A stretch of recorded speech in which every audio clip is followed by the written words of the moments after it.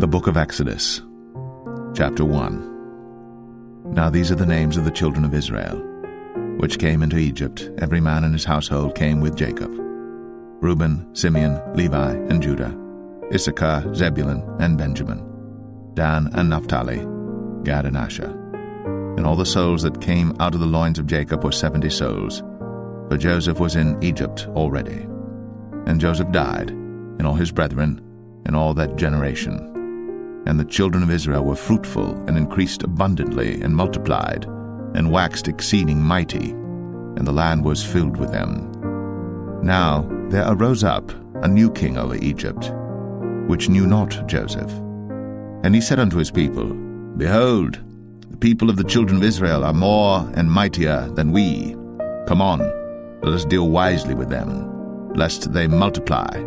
And it come to pass, that when there falleth out any war, they join also unto our enemies, and fight against us, and so get them up out of the land. Therefore they did set over them taskmasters, to afflict them with their burdens, and they built for Pharaoh treasure cities, Pithom and Ramses. But the more they afflicted them, the more they multiplied and grew, and they were grieved because of the children of Israel. And the Egyptians made the children of Israel to serve with rigor, and they made their lives bitter with hard bondage in mortar and in brick and in all manner of service in the field. All their service wherein they made them serve was with rigor. And the king of Egypt spake to the Hebrew midwives, of which the name of the one was Shiphrah, and the name of the other Puah. And he said, When ye do the office of a midwife to the Hebrew women, and see them upon the stools, if it be a son, then ye shall kill him, but if it be a daughter, then she shall live. But the midwives feared God, and did not as the king of Egypt commanded them, but saved the men children alive. And the king of Egypt called for the midwives, and said unto them, Why have ye done this thing, and have saved the men children alive? And the midwives said unto Pharaoh, Because the Hebrew women are not as the Egyptian women, for they are lively, and are delivered ere the midwives come in unto them. Therefore God dealt well with the midwives, and the people multiplied, and waxed very mighty. And it came to pass, because the midwives feared God, that he made them houses. And Pharaoh charged all his people, saying, Every son that is born ye shall cast into the river, and every daughter ye shall save alive.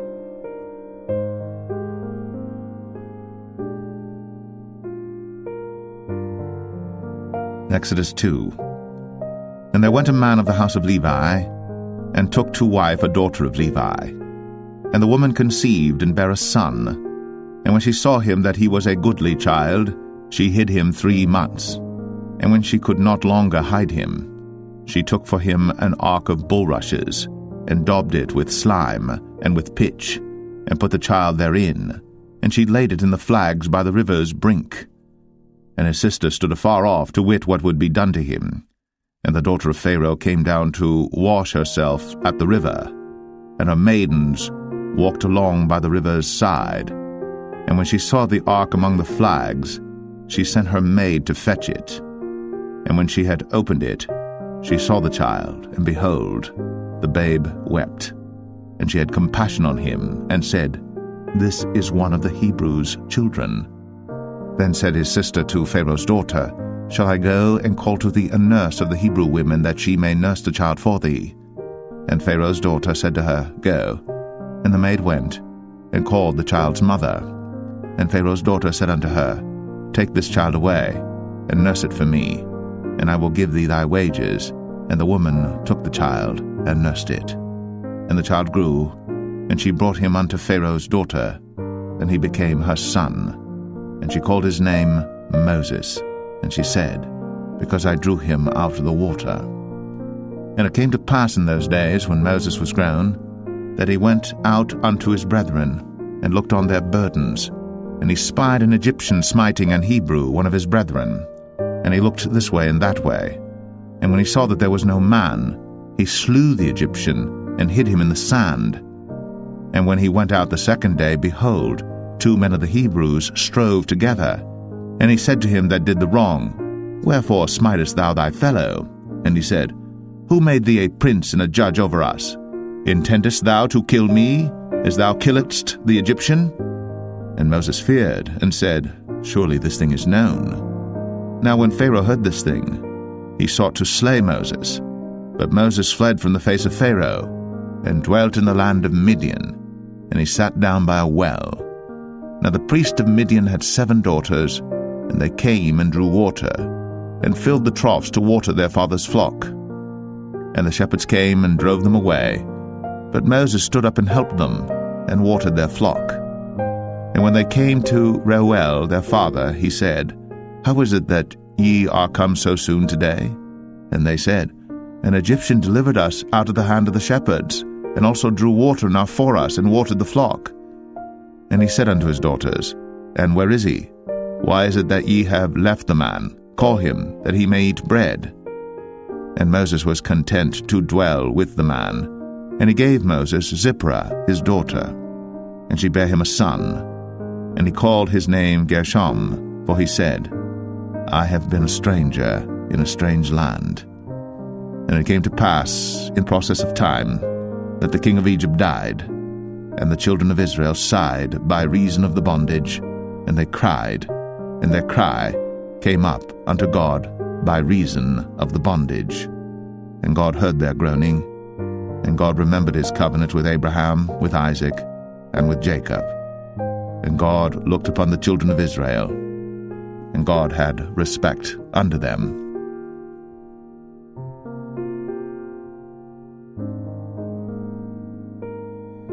Exodus 3. Now Moses kept the flock of Jethro his father-in-law, the priest of Midian. And he led the flock to the backside of the desert, and came to the mountain of God, even to Horeb. And the angel of the Lord appeared unto him in a flame of fire out of the midst of a bush. And he looked, and behold, the bush burned with fire, and the bush was not consumed. And Moses said, I will now turn aside and see this great sight, why the bush is not burnt. And when the Lord saw that he turned aside to see, God called unto him out of the midst of the bush, and said, Moses, Moses. And he said, Here am I. And he said, Draw not nigh hither. Put off thy shoes from off thy feet, for the place whereon thou standest is holy ground. Moreover, he said, I am the God of thy father, the God of Abraham, the God of Isaac, and the God of Jacob. And Moses hid his face, for he was afraid to look upon God. And the Lord said, I have surely seen the affliction of my people which are in Egypt, and have heard their cry by reason of their taskmasters. For I know their sorrows, and I am come down to deliver them out of the hand of the Egyptians, and to bring them up out of that land unto a good land, and a large, unto a land flowing with milk and honey, unto the place of the Canaanites, and the Hittites, and the Amorites, and the Perizzites, and the Hivites, and the Jebusites. Now therefore, behold, the cry of the children of Israel is come unto me, and I have also seen the oppression wherewith the Egyptians oppress them. Come now therefore, and I will send thee unto Pharaoh, that thou mayest bring forth my people, the children of Israel, out of Egypt. And Moses said unto God, Who am I that I should go unto Pharaoh, and that I should bring forth the children of Israel out of Egypt?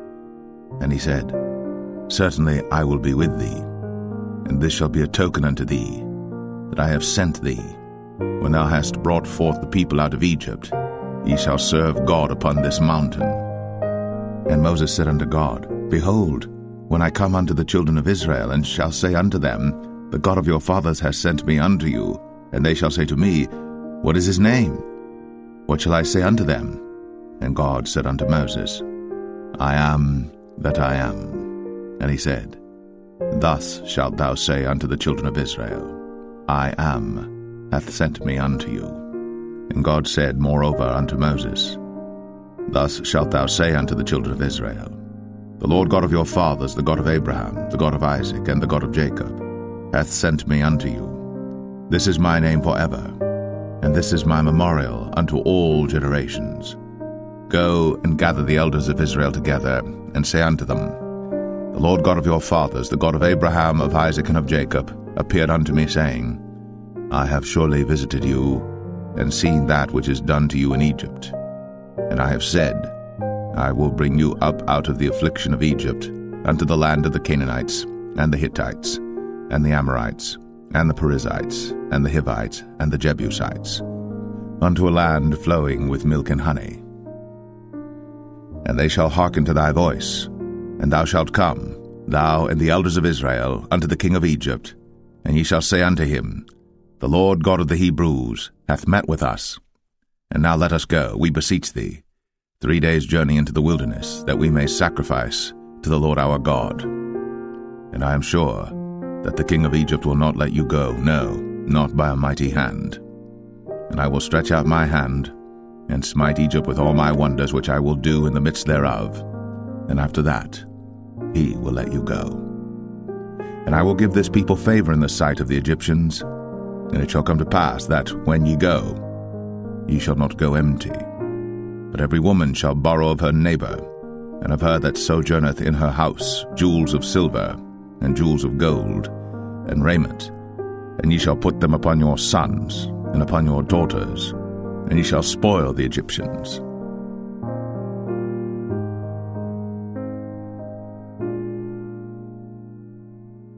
Exodus 4. And Moses answered and said, But behold, they will not believe me, nor hearken unto my voice, for they will say, The Lord hath not appeared unto thee. And the Lord said unto him, What is that in thine hand? And he said, A rod. And he said, Cast it on the ground. And he cast it on the ground, and it became a serpent. And Moses fled from before it. And the Lord said unto Moses, Put forth thine hand, and take it by the tail. And he put forth his hand, and caught it. And it became a rod in his hand, that they may believe that the Lord God of their fathers, the God of Abraham, the God of Isaac, and the God of Jacob, hath appeared unto thee. And the Lord said furthermore unto him, Put now thine hand into thy bosom. And he put his hand into his bosom, and when he took it out, behold, his hand was leprous as snow. And he said, Put thine hand into thy bosom again. And he put his hand into his bosom again, and plucked it out of his bosom, and behold, it was turned again as his other flesh. And it shall come to pass, if they will not believe thee, neither hearken to the voice of the first sign, that they will believe the voice of the latter sign. And it shall come to pass, if they will not believe also these 2 signs, neither hearken unto thy voice, that thou shalt take of the water of the river, and pour it upon the dry land, and the water which thou takest out of the river shall become blood upon the dry land. And Moses said unto the Lord, O my Lord, I am not eloquent, neither heretofore nor since thou hast spoken unto thy servant, but I am slow of speech and of a slow tongue. And the Lord said unto him, Who hath made man's mouth? Or who maketh the dumb, or deaf, or the seeing, or the blind? Have not I the Lord? Now therefore go, and I will be with thy mouth, and teach thee what thou shalt say.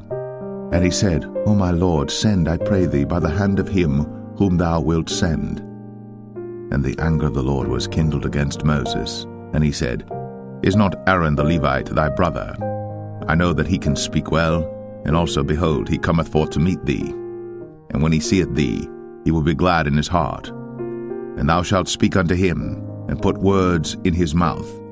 And I will be with thy mouth, and with his mouth, and will teach you what ye shall do. And he shall be thy spokesman unto the people, and he shall be, even he, shall be to thee instead of a mouth, and thou shalt be to him instead of God. And thou shalt take this rod in thine hand, wherewith thou shalt do signs. And Moses went, and returned to Jethro his father-in-law, and said unto him, Let me go, I pray thee, and return unto my brethren which are in Egypt, and see whether they be yet alive. And Jethro said to Moses, Go in peace. And the Lord said unto Moses in Midian, Go, return into Egypt, for all the men are dead which sought thy life. And Moses took his wife and his sons, and set them upon an ass, and he returned to the land of Egypt.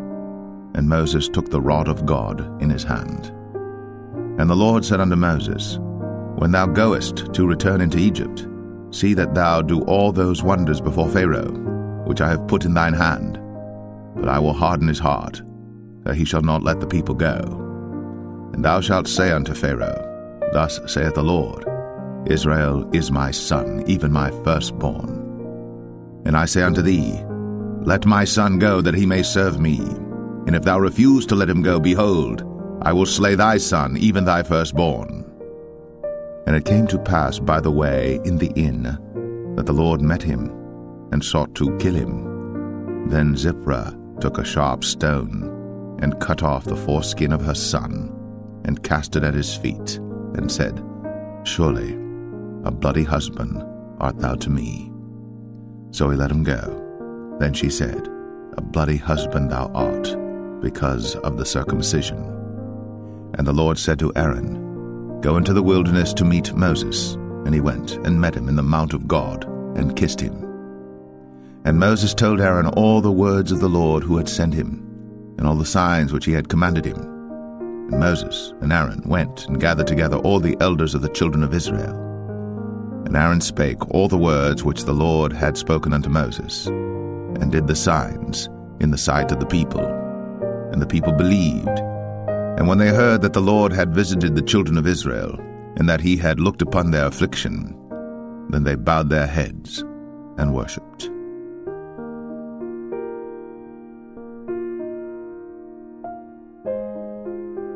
Exodus 5. And afterward Moses and Aaron went in, and told Pharaoh, Thus saith the Lord God of Israel, Let my people go, that they may hold a feast unto me in the wilderness. And Pharaoh said, Who is the Lord that I should obey his voice to let Israel go? I know not the Lord, neither will I let Israel go. And they said, The God of the Hebrews hath met with us. Let us go, we pray thee, 3 days' journey into the desert, and sacrifice unto the Lord our God, lest he fall upon us with pestilence, or with the sword. And the king of Egypt said unto them, Wherefore do ye, Moses and Aaron? Let the people from their works get you unto your burdens. And Pharaoh said, Behold, the people of the land now are many, and ye make them rest from their burdens.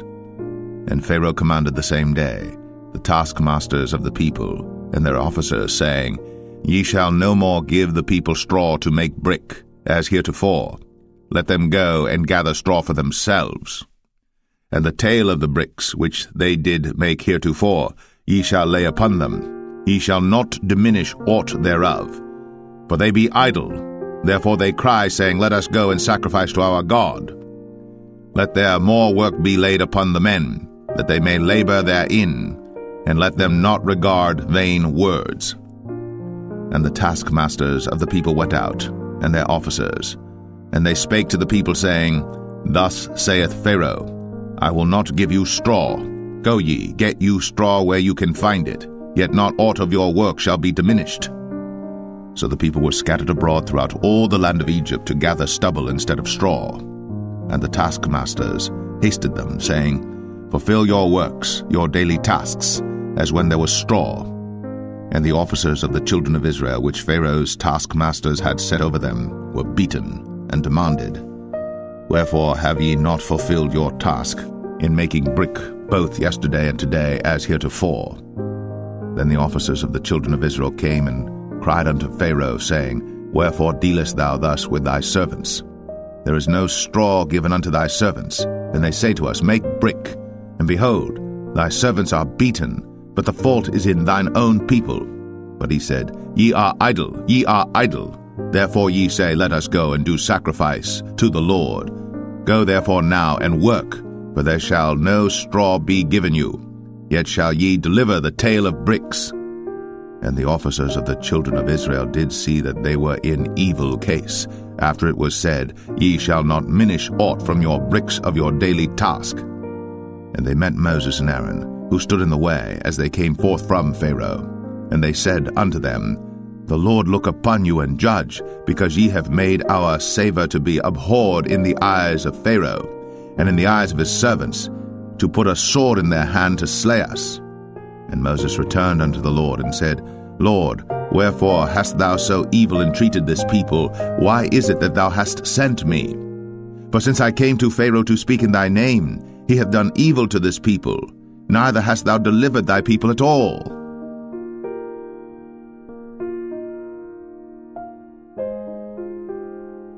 Exodus 6. Then the Lord said unto Moses, Now shalt thou see what I will do to Pharaoh. For with a strong hand shall he let them go, and with a strong hand shall he drive them out of his land. And God spake unto Moses, and said unto him, I am the Lord. And I appeared unto Abraham, unto Isaac, and unto Jacob, by the name of God Almighty, but by my name Jehovah was I not known to them. And I have also established my covenant with them, to give them the land of Canaan, the land of their pilgrimage, wherein they were strangers. And I have also heard the groaning of the children of Israel, whom the Egyptians keep in bondage, and I have remembered my covenant. Wherefore say unto the children of Israel, I am the Lord, and I will bring you out from under the burdens of the Egyptians, and I will rid you out of their bondage, and I will redeem you with a stretched out arm and with great judgments. And I will take you to me for a people, and I will be to you a God, and ye shall know that I am the Lord your God, which bringeth you out from under the burdens of the Egyptians. And I will bring you in unto the land concerning the which I did swear to give it to Abraham, to Isaac, and to Jacob, and I will give it you for an heritage. I am the Lord. And Moses spake so unto the children of Israel, but they hearkened not unto Moses for anguish of spirit, and for cruel bondage. And the Lord spake unto Moses, saying, Go in, speak unto Pharaoh king of Egypt, that he let the children of Israel go out of his land. And Moses spake before the Lord, saying, Behold, the children of Israel have not hearkened unto me. How then shall Pharaoh hear me, who am of uncircumcised lips? And the Lord spake unto Moses and unto Aaron, and gave them a charge unto the children of Israel, and unto Pharaoh king of Egypt, to bring the children of Israel out of the land of Egypt. These be the heads of their fathers' houses, the sons of Reuben, the firstborn of Israel, Hanok and Palu, Hezron and Carmi. These be the families of Reuben. And the sons of Simeon, Jemuel and Jamin, and Ohad and Jachin, and Zohar and Shaul the son of a Canaanitish woman. These are the families of Simeon.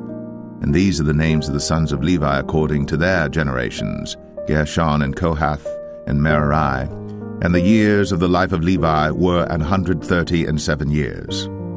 The sons of Gershon, Libni and Shimei, according to their families. And the sons of Kohath, Amram and Izhar, and Hebron and Uzziel. And the years of the life of Kohath were 133 years.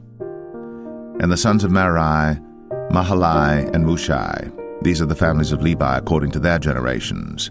And Amram took him Jochebed, his father's sister, to wife, and she bare him, Aaron and Moses. And the years of the life of Amram were 137 years. And the sons of Izhar, Korah and Nepheg and Zichri. And the sons of Uzziel, Mishael and Elzaphan and Zithri.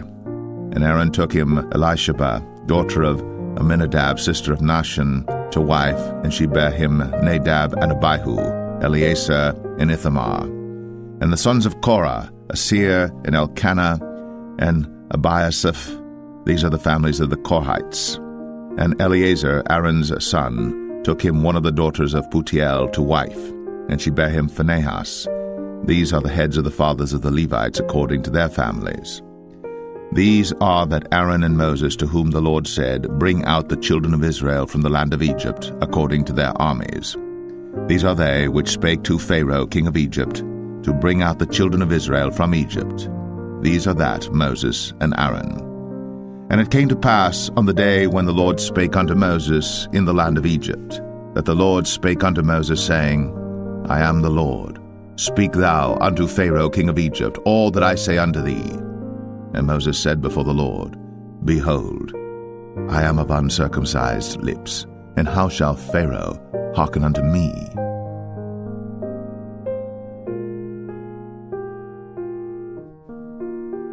Exodus 7.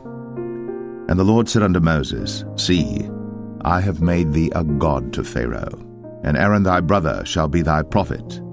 Thou shalt speak all that I command thee, And Aaron thy brother shall speak unto Pharaoh, that he send the children of Israel out of his land. And I will harden Pharaoh's heart, and multiply my signs and my wonders in the land of Egypt. But Pharaoh shall not hearken unto you, that I may lay my hand upon Egypt, and bring forth mine armies and my people the children of Israel out of the land of Egypt by great judgments. And the Egyptians shall know that I am the Lord, when I stretch forth mine hand upon Egypt, and bring out the children of Israel from among them. And Moses and Aaron did as the Lord commanded them, so did they. And Moses was 80 years old, and Aaron 83 years old, when they spake unto Pharaoh. And the Lord spake unto Moses and unto Aaron, saying, When Pharaoh shall speak unto you, saying, Show a miracle for you, then thou shalt say unto Aaron, Take thy rod, and cast it before Pharaoh, and it shall become a serpent. And Moses and Aaron went in unto Pharaoh, and they did so as the Lord had commanded. And Aaron cast down his rod before Pharaoh, and before his servants, and it became a serpent. Then Pharaoh also called the wise men and the sorcerers. Now the magicians of Egypt they also did in like manner with their enchantments. But they cast down every man his rod, and they became serpents. But Aaron's rod swallowed up their rods. And he hardened Pharaoh's heart, that he hearkened not unto them, as the Lord had said. And the Lord said unto Moses, Pharaoh's heart is hardened, he refuseth to let the people go. Get thee unto Pharaoh in the morning. Lo, he goeth out unto the water, and thou shalt stand by the river's brink against he come. And the rod which was turned to a serpent shalt thou take in thine hand. And thou shalt say unto him, The Lord God of the Hebrews hath sent me unto thee, saying, Let my people go, that they may serve me in the wilderness. And behold, hitherto thou wouldest not hear. Thus saith the Lord, In this thou shalt know that I am the Lord. Behold, I will smite with the rod that is in mine hand upon the waters which are in the river, and they shall be turned to blood. And the fish that is in the river shall die, and the river shall stink, and the Egyptians shall loathe to drink of the water of the river.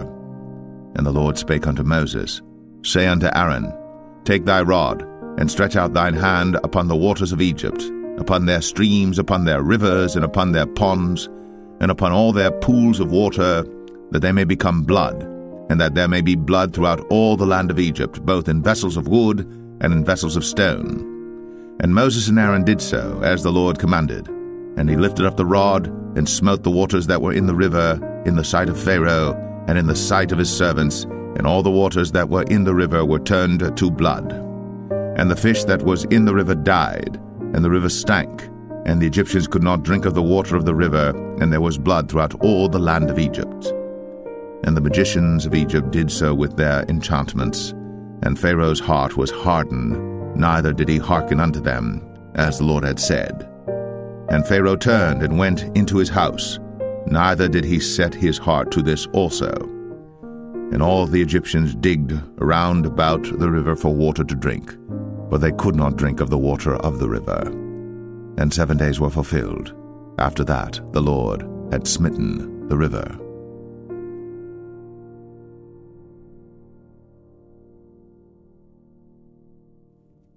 Exodus 8. And the Lord spake unto Moses, Go unto Pharaoh, and say unto him, Thus saith the Lord, Let my people go, that they may serve me.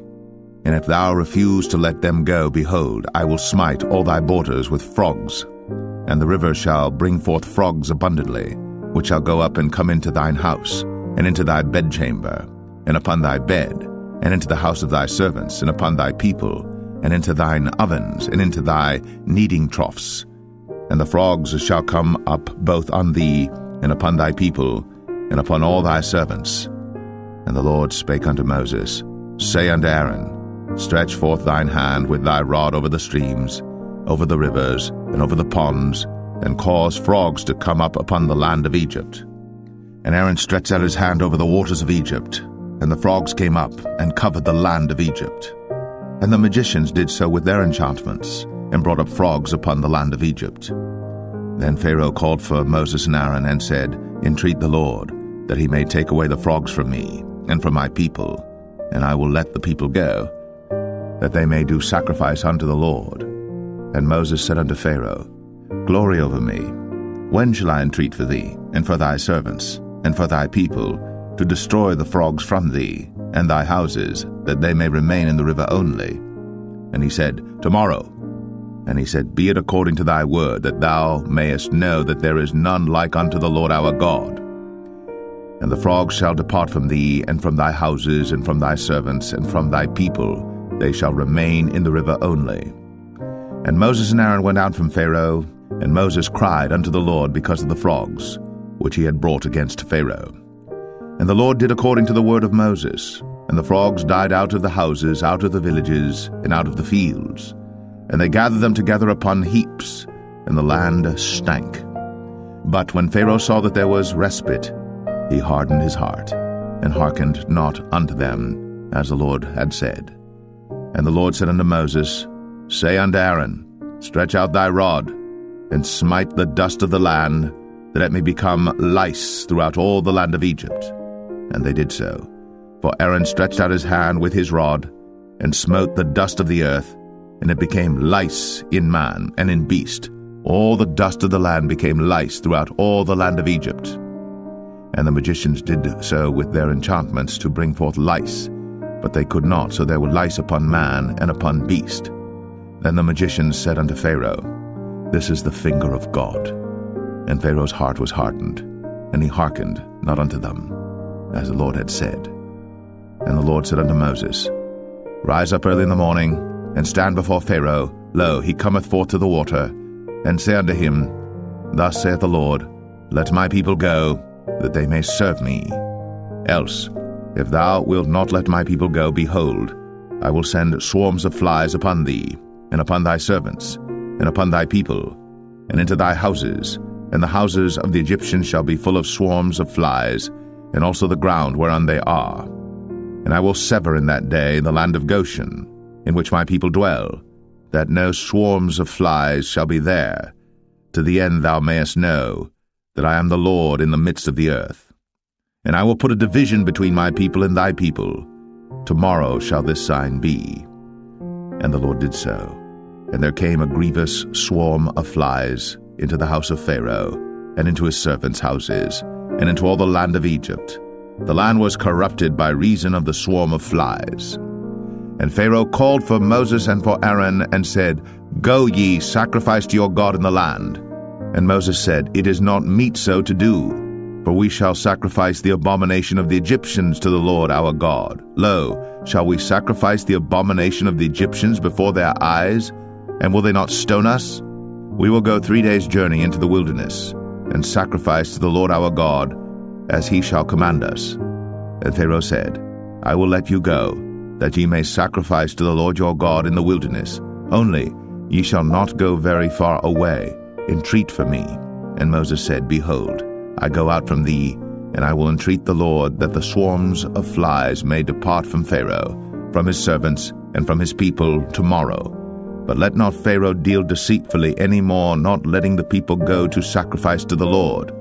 And Moses went out from Pharaoh, and entreated the Lord. And the Lord did according to the word of Moses, and he removed the swarms of flies from Pharaoh, from his servants, and from his people. There remained not one. And Pharaoh hardened his heart at this time also, neither would he let the people go.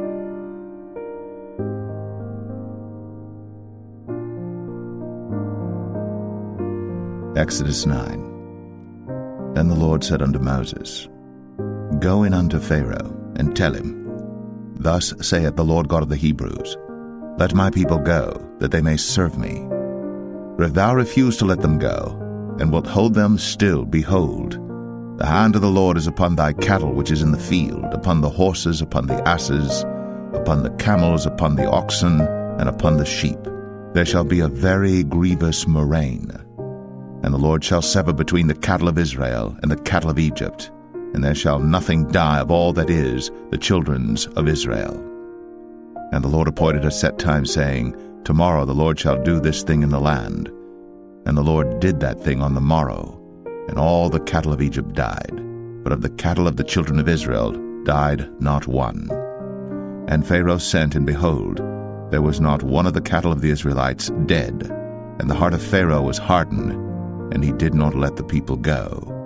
And the Lord said unto Moses and unto Aaron, Take to you handfuls of ashes of the furnace, and let Moses sprinkle it toward the heaven in the sight of Pharaoh, and it shall become small dust in all the land of Egypt, and shall be a boil breaking forth with blains upon man and upon beast throughout all the land of Egypt.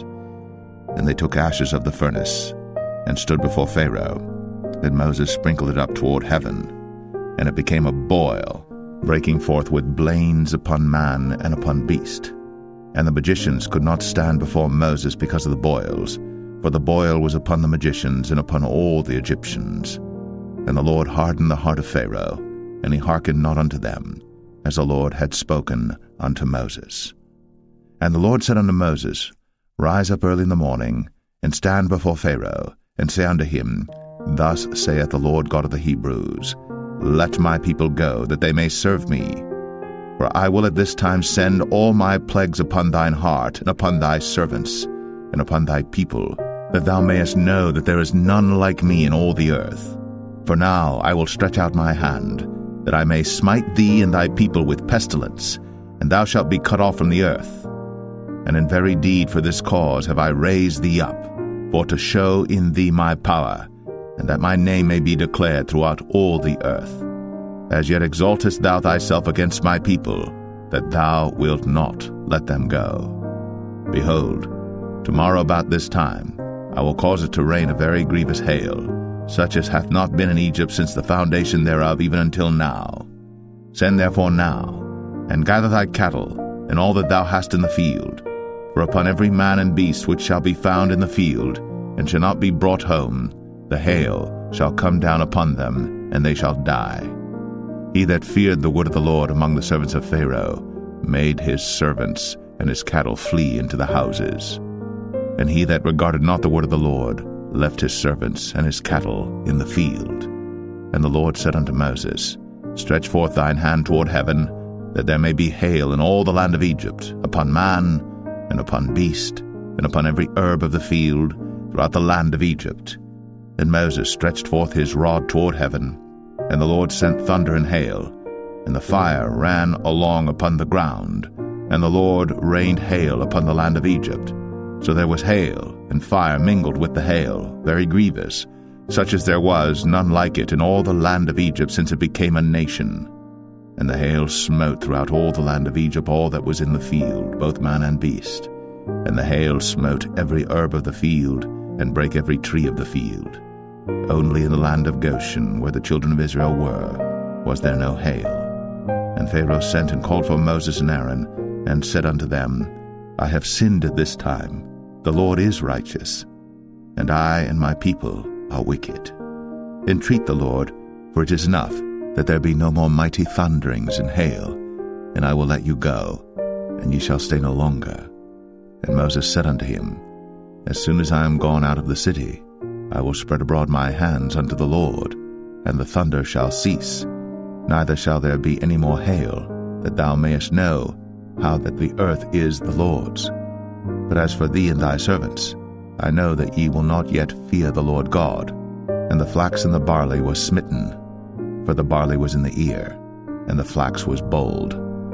But the wheat and the rye were not smitten, for they were not grown up. And Moses went out of the city from Pharaoh, and spread abroad his hands unto the Lord, and the thunders and hail ceased, and the rain was not poured upon the earth.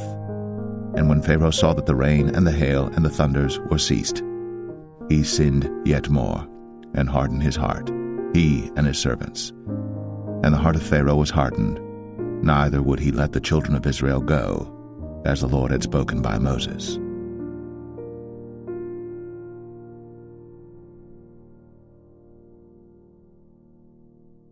Exodus 10.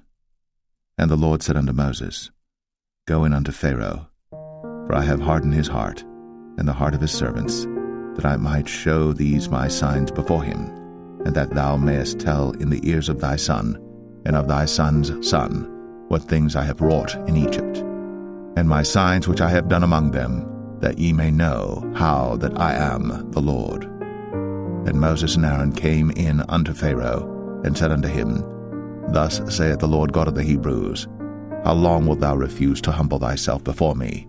Let my people go, that they may serve me. Else, if thou refuse to let my people go, behold, tomorrow will I bring the locusts into thy coast. And they shall cover the face of the earth, that one cannot be able to see the earth. And they shall eat the residue of that which is escaped, which remaineth unto you from the hail, and shall eat every tree which groweth for you out of the field. And they shall fill thy houses, and the houses of all thy servants, and the houses of all the Egyptians, which neither thy fathers nor thy fathers' fathers have seen, since the day that they were upon the earth unto this day. And he turned himself, and went out from Pharaoh. And Pharaoh's servants said unto him, How long shall this man be a snare unto us? Let the men go, that they may serve the Lord their God. Knowest thou not yet that Egypt is destroyed? And Moses and Aaron were brought again unto Pharaoh, and he said unto them, Go, serve the Lord your God. But who are they that shall go? And Moses said, We will go with our young and with our old, with our sons and with our daughters, with our flocks and with our herds will we go, for we must hold a feast unto the Lord. And he said unto them, Let the Lord be so with you, as I will let you go, and your little ones. Look to it, for evil is before you. Not so. Go now, ye that are men, and serve the Lord, for that ye did desire. And they were driven out from Pharaoh's presence. And the Lord said unto Moses, Stretch out thine hand over the land of Egypt for the locusts, that they may come up upon the land of Egypt, and eat every herb of the land, even all that the hail hath left. And Moses stretched forth his rod over the land of Egypt. And the Lord brought an east wind upon the land all that day, and all that night. And when it was morning, the east wind brought the locusts. And the locusts went up over all the land of Egypt, and rested in all the coasts of Egypt. Very grievous were they. Before them there were no such locusts as they, neither after them shall be such. For they covered the face of the whole earth, so that the land was darkened. And they did eat every herb of the land, and all the fruit of the trees which the hail had left. And there remained not any green thing in the trees, or in the herbs of the field, through all the land of Egypt. Then Pharaoh called for Moses and Aaron in haste, and he said, I have sinned against the Lord your God and against you. Now therefore forgive, I pray thee, my sin only this once, and entreat the Lord your God, that he may take away from me this death only. And he went out from Pharaoh, and entreated the Lord. And the Lord turned a mighty strong west wind, which took away the locusts, and cast them into the Red Sea. There remained not one locust in all the coasts of Egypt. But the Lord hardened Pharaoh's heart, so that he would not let the children of Israel go. And the Lord said unto Moses, Stretch out thine hand toward heaven, that there may be darkness over the land of Egypt, even darkness which may be felt. And Moses stretched forth his hand toward heaven, and there was a thick darkness in all the land of Egypt 3 days. They saw not one another, neither rose any from his place for 3 days. But all the children of Israel had light in their dwellings. And Pharaoh called unto Moses and said, Go ye, serve the Lord. Only let your flocks and your herds be stayed. Let your little ones also go with you. And Moses said, Thou must give us also sacrifices and burnt offerings, that we may sacrifice unto the Lord our God. Our cattle also shall go with us. There shall not an hoof be left behind, for thereof must we take to serve the Lord our God, and we know not with what we must serve the Lord until we come thither. But the Lord hardened Pharaoh's heart, and he would not let them go. And Pharaoh said unto him, Get thee from me, take heed to thyself, see my face no more, for in that day thou seest my face, thou shalt die. And Moses said, Thou hast spoken well. I will see thy face again no more.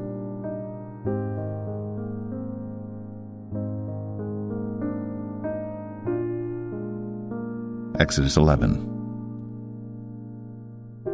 And the Lord said unto Moses, Yet will I bring one plague more upon Pharaoh and upon Egypt. Afterwards he will let you go hence. When he shall let you go, he shall surely thrust you out hence altogether. Speak now in the ears of the people, and let every man borrow of his neighbor and every woman of her neighbor, jewels of silver and jewels of gold. And the Lord gave the people favor in the sight of the Egyptians. Moreover, the man Moses was very great in the land of Egypt, in the sight of Pharaoh's servants, and in the sight of the people.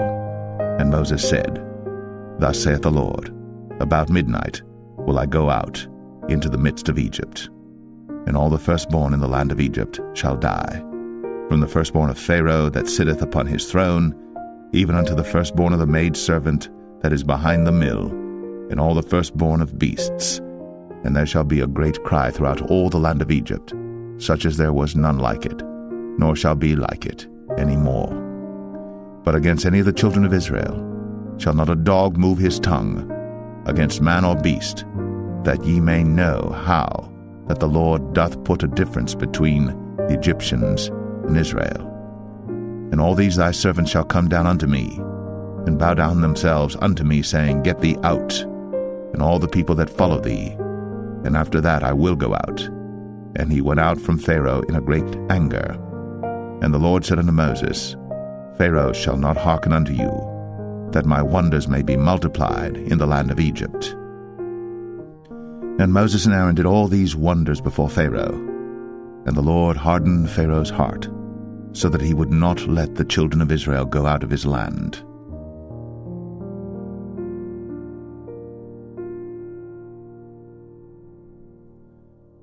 Exodus 12. And the Lord spake unto Moses and Aaron in the land of Egypt, saying, This month shall be unto you the beginning of months. It shall be the first month of the year to you.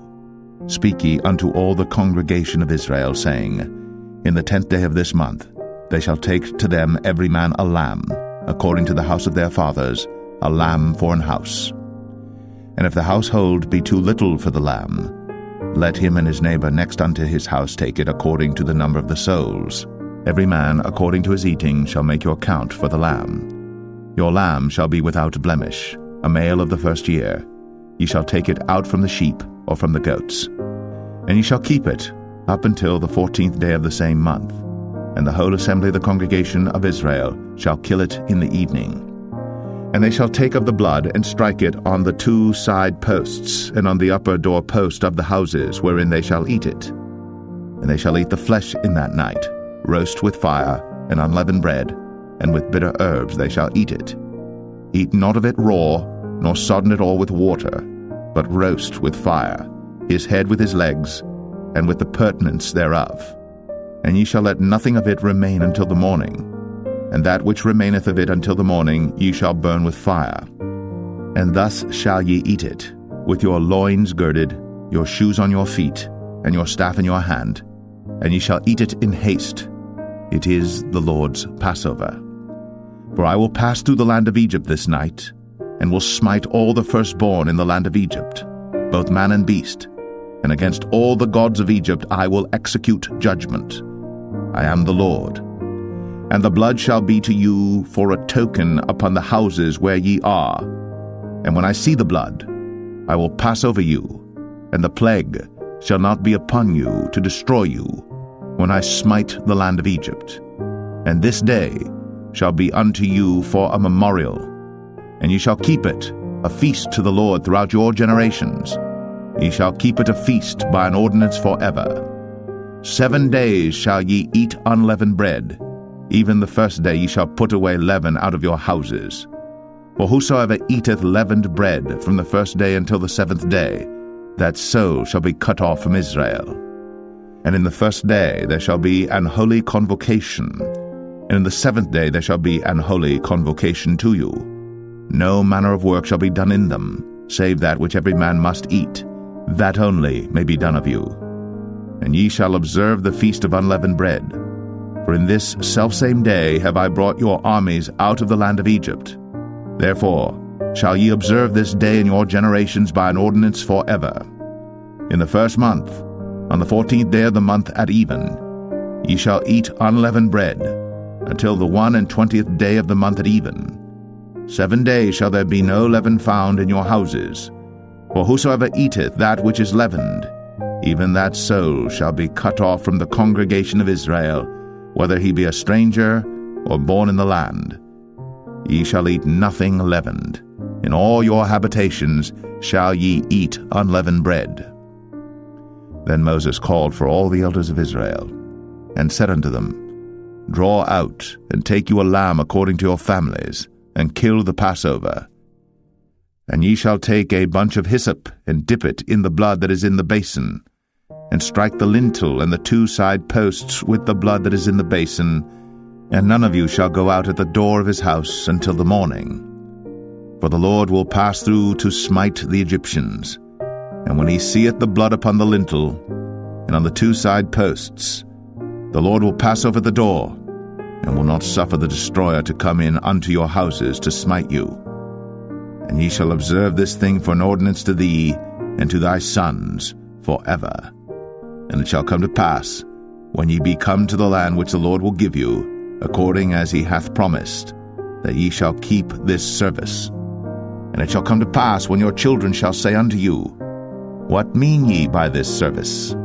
That ye shall say, It is the sacrifice of the Lord's Passover, who passed over the houses of the children of Israel in Egypt, when he smote the Egyptians, and delivered our houses.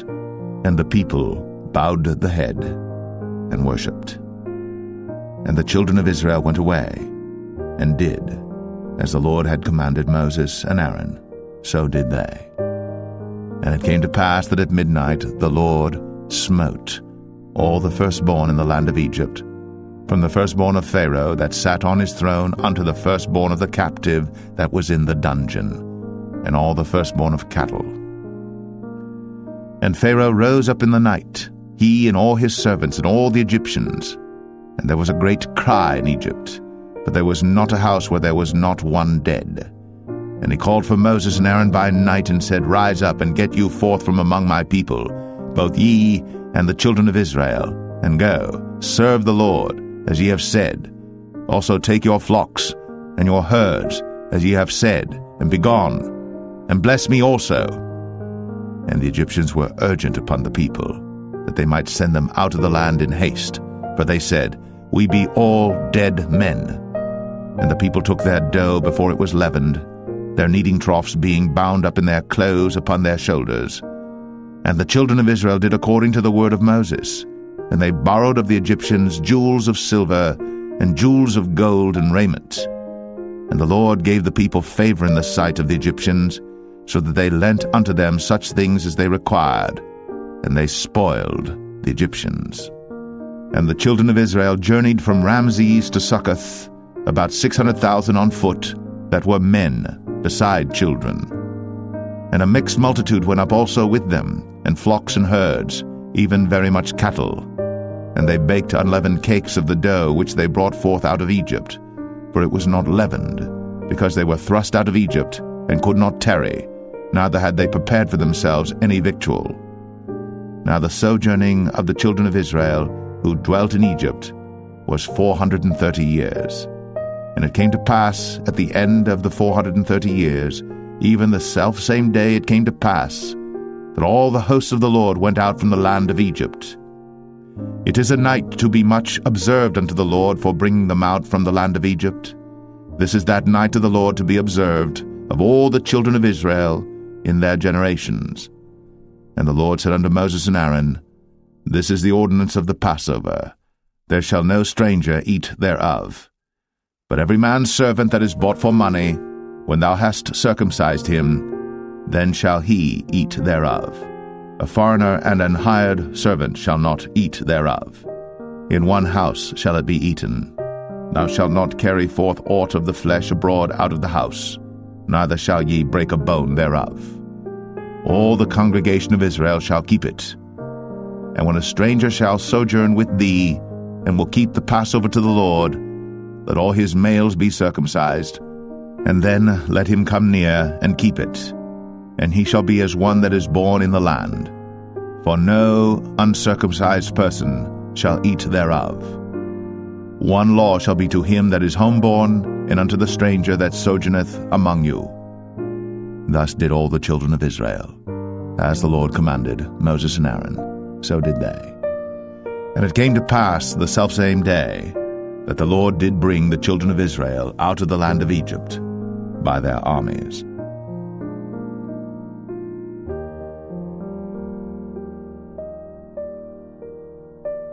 Exodus 13.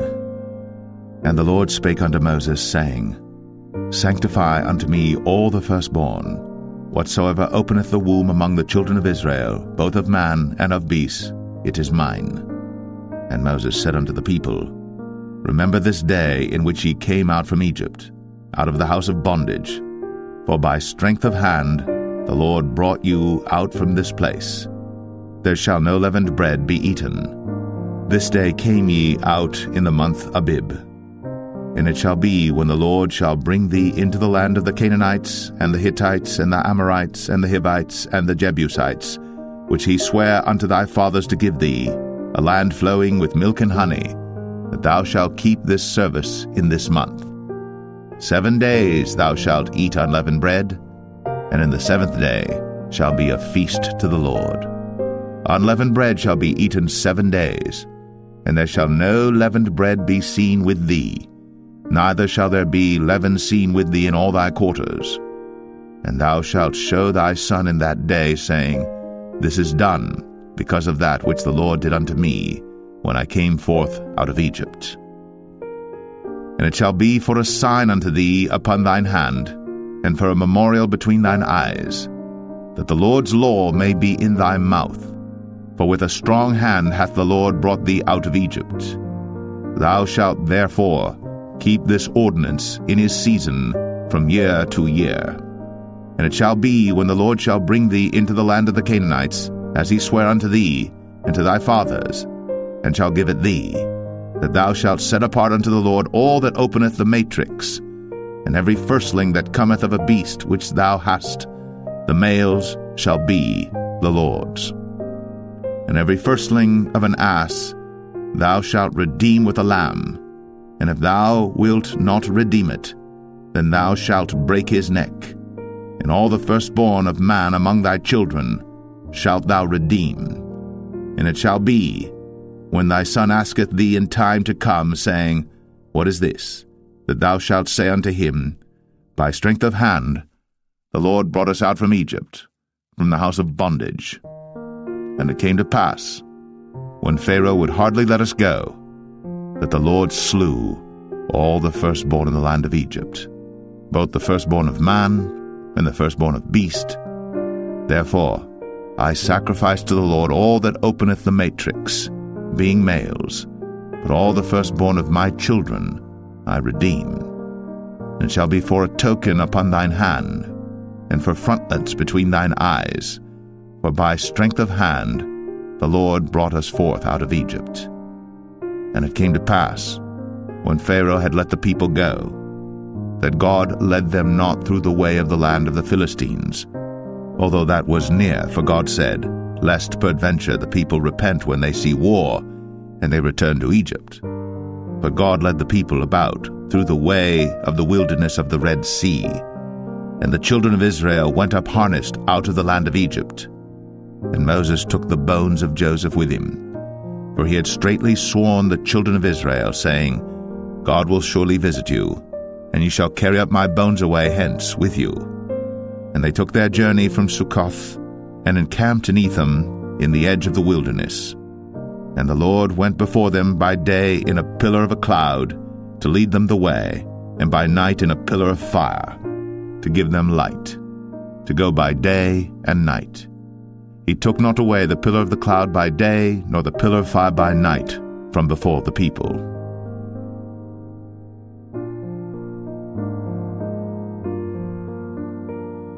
Exodus 14.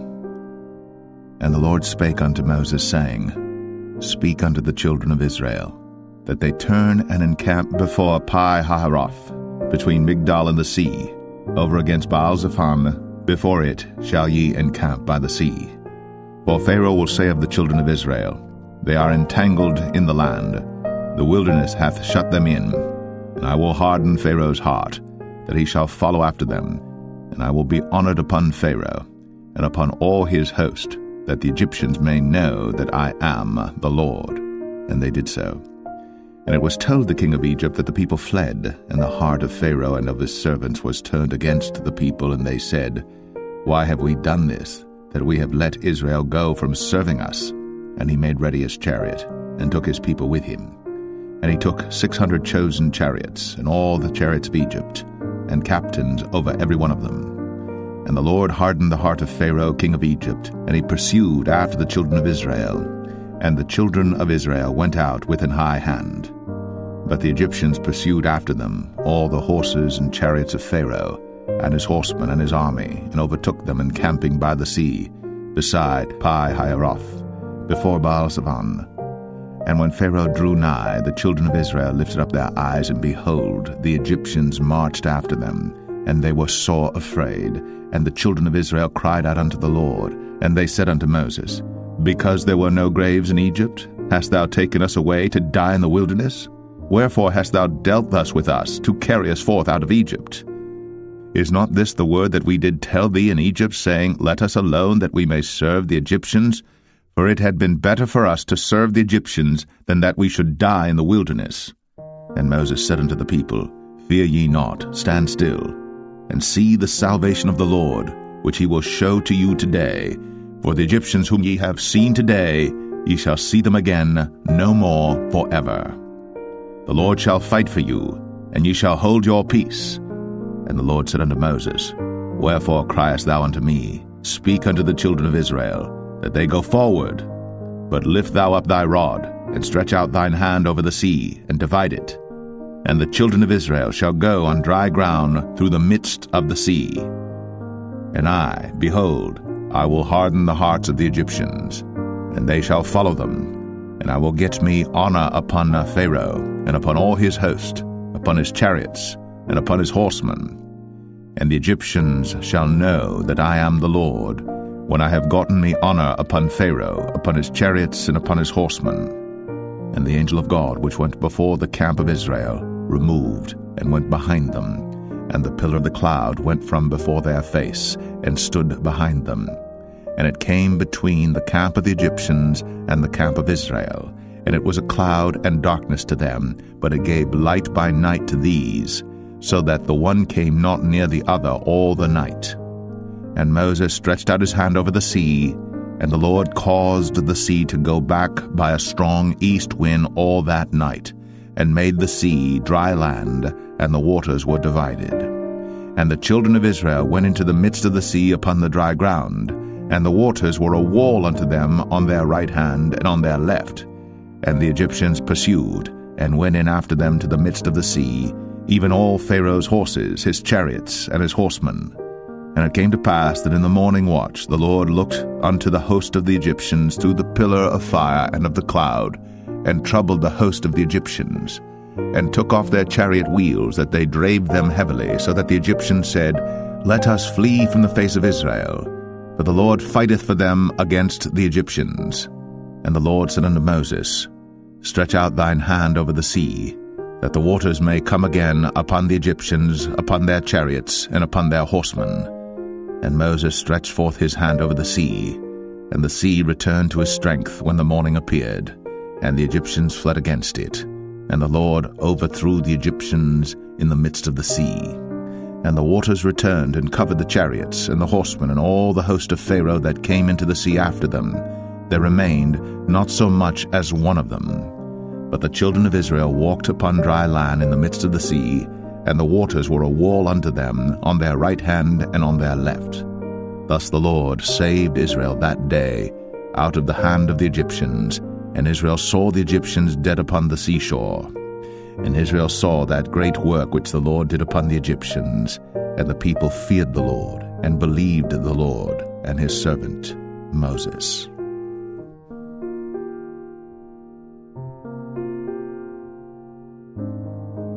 Exodus 15. Then sang Moses and the children of Israel this song unto the Lord, and spake, saying, I will sing unto the Lord, for he hath triumphed gloriously. The horse and his rider hath he thrown into the sea. The Lord is my strength and song, and he is become my salvation. He is my God, and I will prepare him an habitation, my father's God, and I will exalt him. The Lord is a man of war, the Lord is his name. Pharaoh's chariots and his host hath he cast into the sea. His chosen captains also are drowned in the Red Sea. The depths have covered them, they sank into the bottom as a stone. Thy right hand, O Lord, is become glorious in power. Thy right hand, O Lord, hath dashed in pieces the enemy. And in the greatness of thine excellency thou hast overthrown them that rose up against thee. Thou sentest forth thy wrath, which consumed them as stubble. And with the blast of thy nostrils the waters were gathered together. The floods stood upright as an heap, and the depths were congealed in the heart of the sea. The enemy said, I will pursue, I will overtake, I will divide the spoil. My lust shall be satisfied upon them. I will draw my sword, my hand shall destroy them. Thou didst blow with thy wind, the sea covered them. They sank as lead in the mighty waters. Who is like unto thee, O Lord, among the gods? Who is like thee, glorious in holiness, fearful in praises, doing wonders? Thou stretchest out thy right hand, the earth swallowed them. Thou in thy mercy hast led forth the people which thou hast redeemed. Thou hast guided them in thy strength unto thy holy habitation. The people shall hear and be afraid. Sorrow shall take hold on the inhabitants of Palestina. Then the dukes of Edom shall be amazed. The mighty men of Moab, trembling, shall take hold upon them. All the inhabitants of Canaan shall melt away. Fear and dread shall fall upon them. By the greatness of thine arm they shall be as still as a stone, till thy people pass over, O Lord, till the people pass over, which thou hast purchased. Thou shalt bring them in, and plant them in the mountain of thine inheritance, in the place, O Lord, which thou hast made for thee to dwell in the sanctuary, O Lord, which thy hands have established. The Lord shall reign for ever and ever. For the horse of Pharaoh went in with his chariots and with his horsemen into the sea, and the Lord brought again the waters of the sea upon them. But the children of Israel went on dry land in the midst of the sea. And Miriam the prophetess, the sister of Aaron, took a timbrel in her hand, and all the women went out after her with timbrels and with dances. And Miriam answered them, Sing ye to the Lord, for he hath triumphed gloriously. The horse and his rider hath he thrown into the sea. So Moses brought Israel from the Red Sea, and they went out into the wilderness of Shur. And they went 3 days in the wilderness and found no water. And when they came to Marah, they could not drink of the waters of Marah, for they were bitter. Therefore the name of it was called Marah. And the people murmured against Moses, saying, What shall we drink? And he cried unto the Lord, and the Lord showed him a tree, which when he had cast into the waters were made sweet. There he made for them a statute and an ordinance, and there he proved them, and said, If thou wilt diligently hearken to the voice of the Lord thy God, and wilt do that which is right in his sight, and wilt give ear to his commandments, and keep all his statutes, I will put none of these diseases upon thee, which I have brought upon the Egyptians, for I am the Lord that healeth thee. And they came to Elim, where were 12 wells of water, and 70 palm trees, and they encamped there by the waters.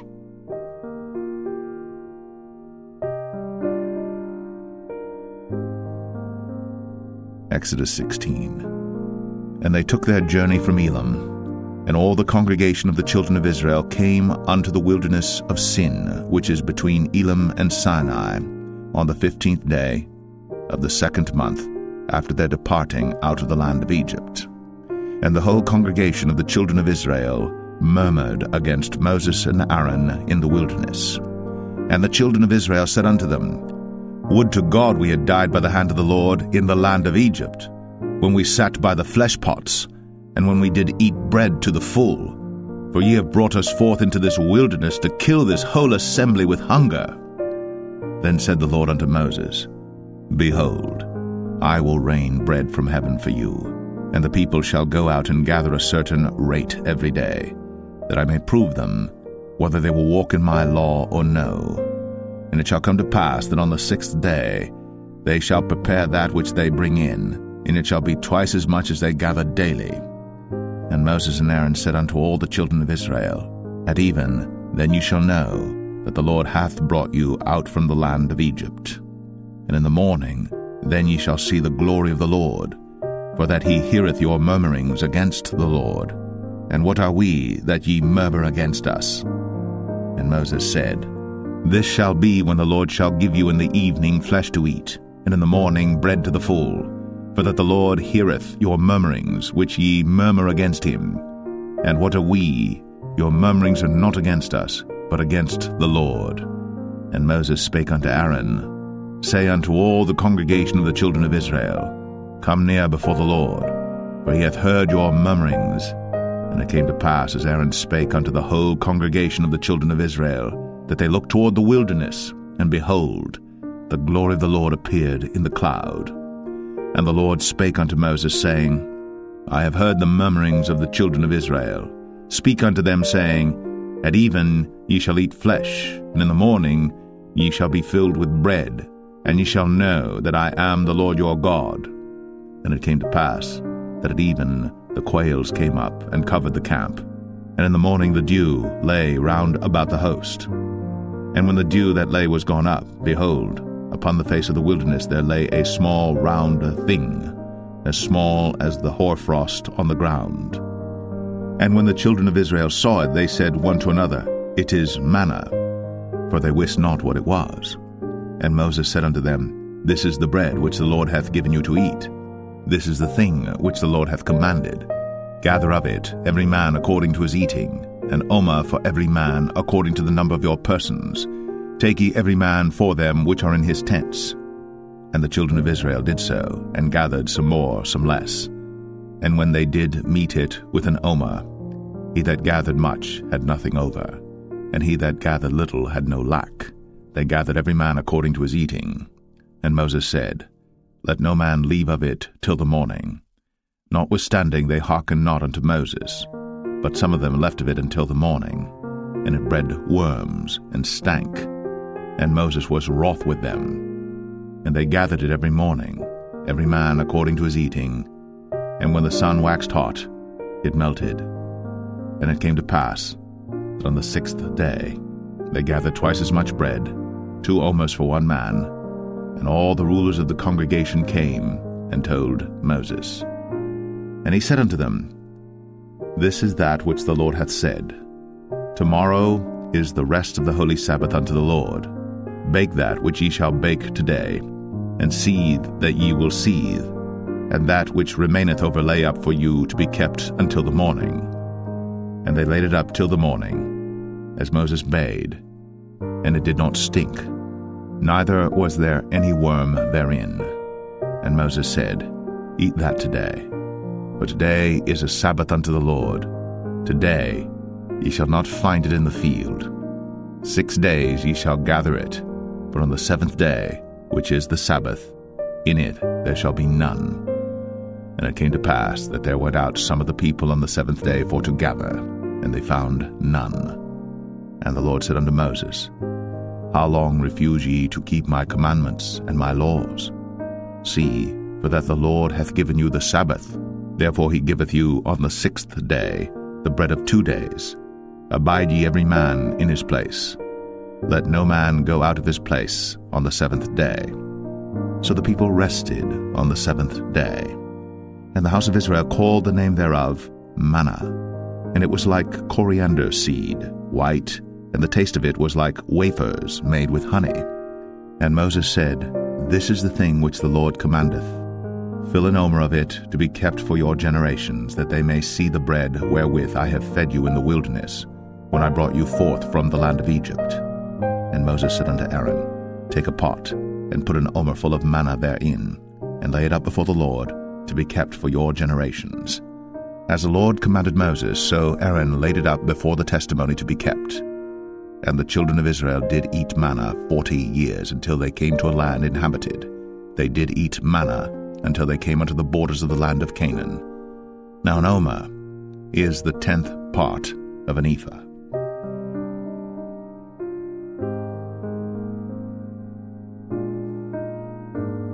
Exodus 17. And all the congregation of the children of Israel journeyed from the wilderness of Sin after their journeys, according to the commandment of the Lord, and pitched in Rephidim. And there was no water for the people to drink. Wherefore the people did chide with Moses, and said, give us water that we may drink. And Moses said unto them, Why chide ye with me? Wherefore do ye tempt the Lord? And the people thirsted there for water. And the people murmured against Moses, and said, Wherefore is this that thou hast brought us up out of Egypt, to kill us, and our children, and our cattle with thirst? And Moses cried unto the Lord, saying, What shall I do unto this people? They be almost ready to stone me. And the Lord said unto Moses, Go on before the people, and take with thee of the elders of Israel, and thy rod wherewith thou smotest the river, take in thine hand, and go. Behold, I will stand before thee there upon the rock in Horeb, and thou shalt smite the rock. And there shall come water out of it, that the people may drink. And Moses did so in the sight of the elders of Israel. And he called the name of the place Massah and Meribah, because of the chiding of the children of Israel, and because they tempted the Lord, saying, Is the Lord among us or not? Then came Amalek and fought with Israel in Rephidim. And Moses said unto Joshua, Choose us out men, and go out, fight with Amalek. Tomorrow I will stand on the top of the hill with the rod of God in mine hand. So Joshua did as Moses had said to him, and fought with Amalek. And Moses, Aaron, and Hur went up to the top of the hill. And it came to pass, when Moses held up his hand, that Israel prevailed. And when he let down his hand, Amalek prevailed. But Moses' hands were heavy, and they took a stone and put it under him, and he sat thereon. And Aaron and Hur stayed up his hands, the one on the one side, and the other on the other side. And his hands were steady until the going down of the sun. And Joshua discomfited Amalek and his people with the edge of the sword. And the Lord said unto Moses, Write this for a memorial in a book, and rehearse it in the ears of Joshua. For I will utterly put out the remembrance of Amalek from under heaven. And Moses built an altar, and called the name of it Jehovah Nissi.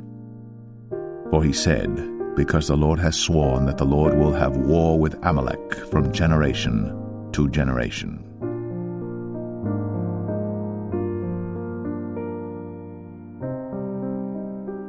Exodus 18. When Jethro, the priest of Midian, Moses' father-in-law, heard of all that God had done for Moses, and for Israel his people, and that the Lord had brought Israel out of Egypt, then Jethro, Moses' father-in-law, took Zipporah, Moses' wife, after he'd sent her back, and her 2 sons, of which the name of the one was Gershom, for he said, I have been an alien in a strange land.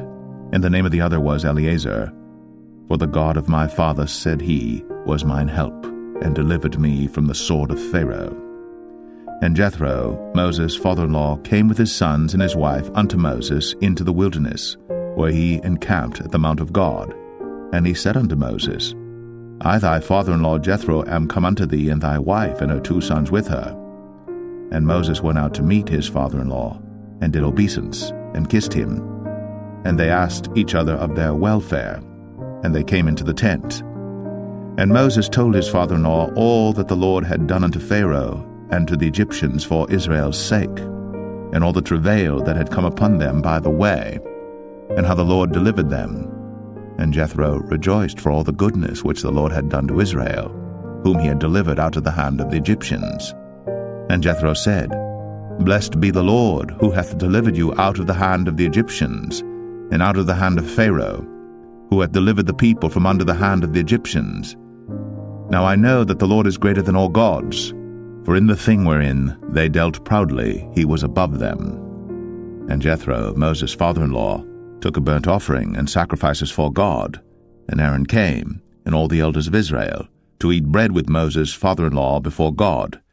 And it came to pass on the morrow that Moses sat to judge the people, and the people stood by Moses from the morning unto the evening. And when Moses' father-in-law saw all that he did to the people, he said, What is this thing that thou doest to the people? Why sittest thou thyself alone, and all the people stand by thee from morning unto even? And Moses said unto his father-in-law, Because the people come unto me to inquire of God. When they have a matter they come unto me, and I judge between one and another, and I do make them know the statutes of God and his laws. And Moses' father-in-law said unto him, The thing that thou doest is not good. Thou wilt surely wear away both thou and this people that is with thee. For this thing is too heavy for thee. thou art not able to perform it thyself alone. Hearken now unto my voice. I will give thee counsel, and God shall be with thee. Be thou for the people to Godward, that thou mayest bring the causes unto God. And thou shalt teach them ordinances and laws, and shalt show them the way wherein they must walk, and the work that they must do. Moreover, thou shalt provide out of all the people able men, such as fear God, men of truth, hating covetousness, and place such over them to be rulers of thousands, and rulers of hundreds, rulers of 50s, and rulers of 10s. And let them judge the people at all seasons. And it shall be that every great matter they shall bring unto thee, but every small matter they shall judge. So shall it be easier for thyself, and they shall bear the burden with thee. If thou shalt do this thing, and God command thee so, then thou shalt be able to endure, and all this people shall also go to their place in peace. So Moses hearkened to the voice of his father-in-law, and did all that he had said. And Moses chose able men out of all Israel, and made them heads over the people, rulers of thousands, rulers of hundreds, rulers of 50s, and rulers of 10s. And they judged the people at all seasons. The hard causes they brought unto Moses, but every small matter they judged themselves. And Moses let his father-in-law depart, and he went his way into his own land.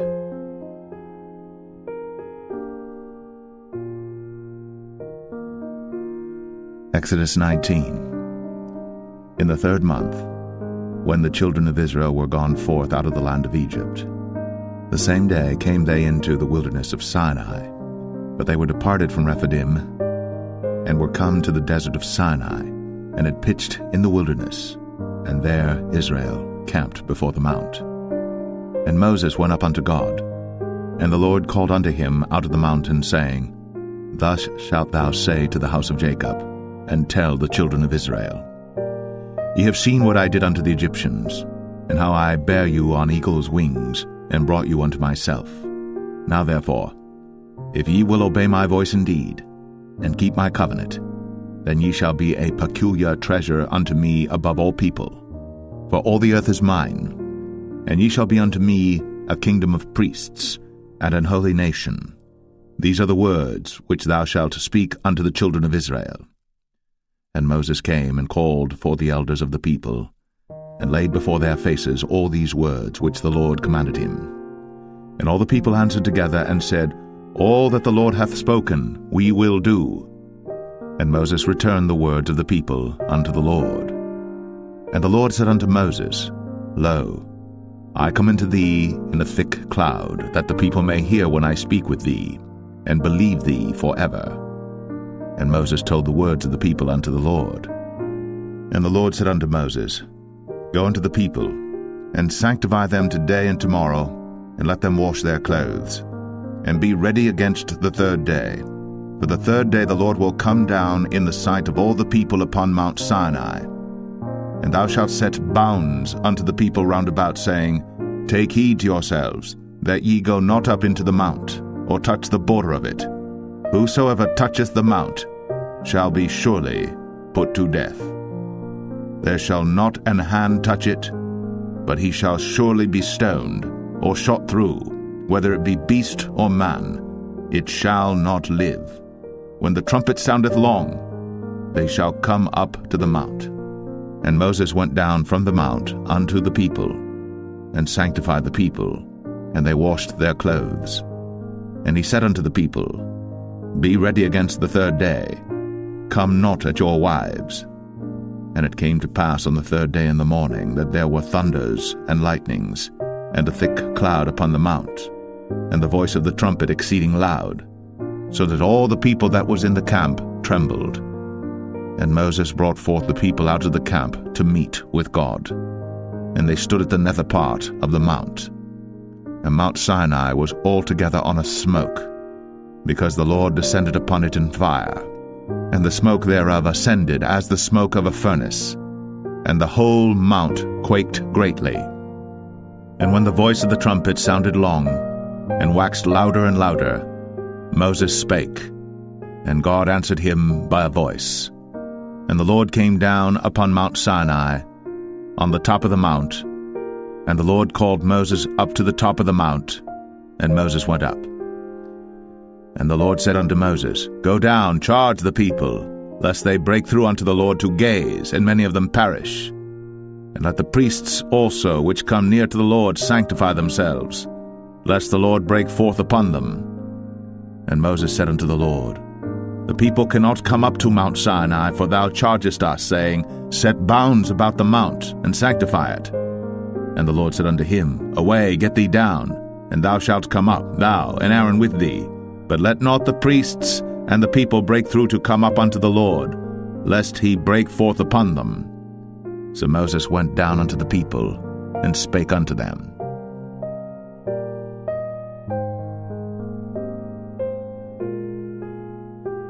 Exodus 20. And God spake all these words, saying, I am the Lord thy God, which have brought thee out of the land of Egypt, out of the house of bondage. Thou shalt have no other gods before me. Thou shalt not make unto thee any graven image, or any likeness of any thing that is in heaven above, or that is in the earth beneath, or that is in the water under the earth. Thou shalt not bow down thyself to them, nor serve them. For I, the Lord thy God, am a jealous God, visiting the iniquity of the fathers upon the children unto the third and fourth generation of them that hate me, and showing mercy unto thousands of them that love me, and keep my commandments. Thou shalt not take the name of the Lord thy God in vain, for the Lord will not hold him guiltless that taketh his name in vain.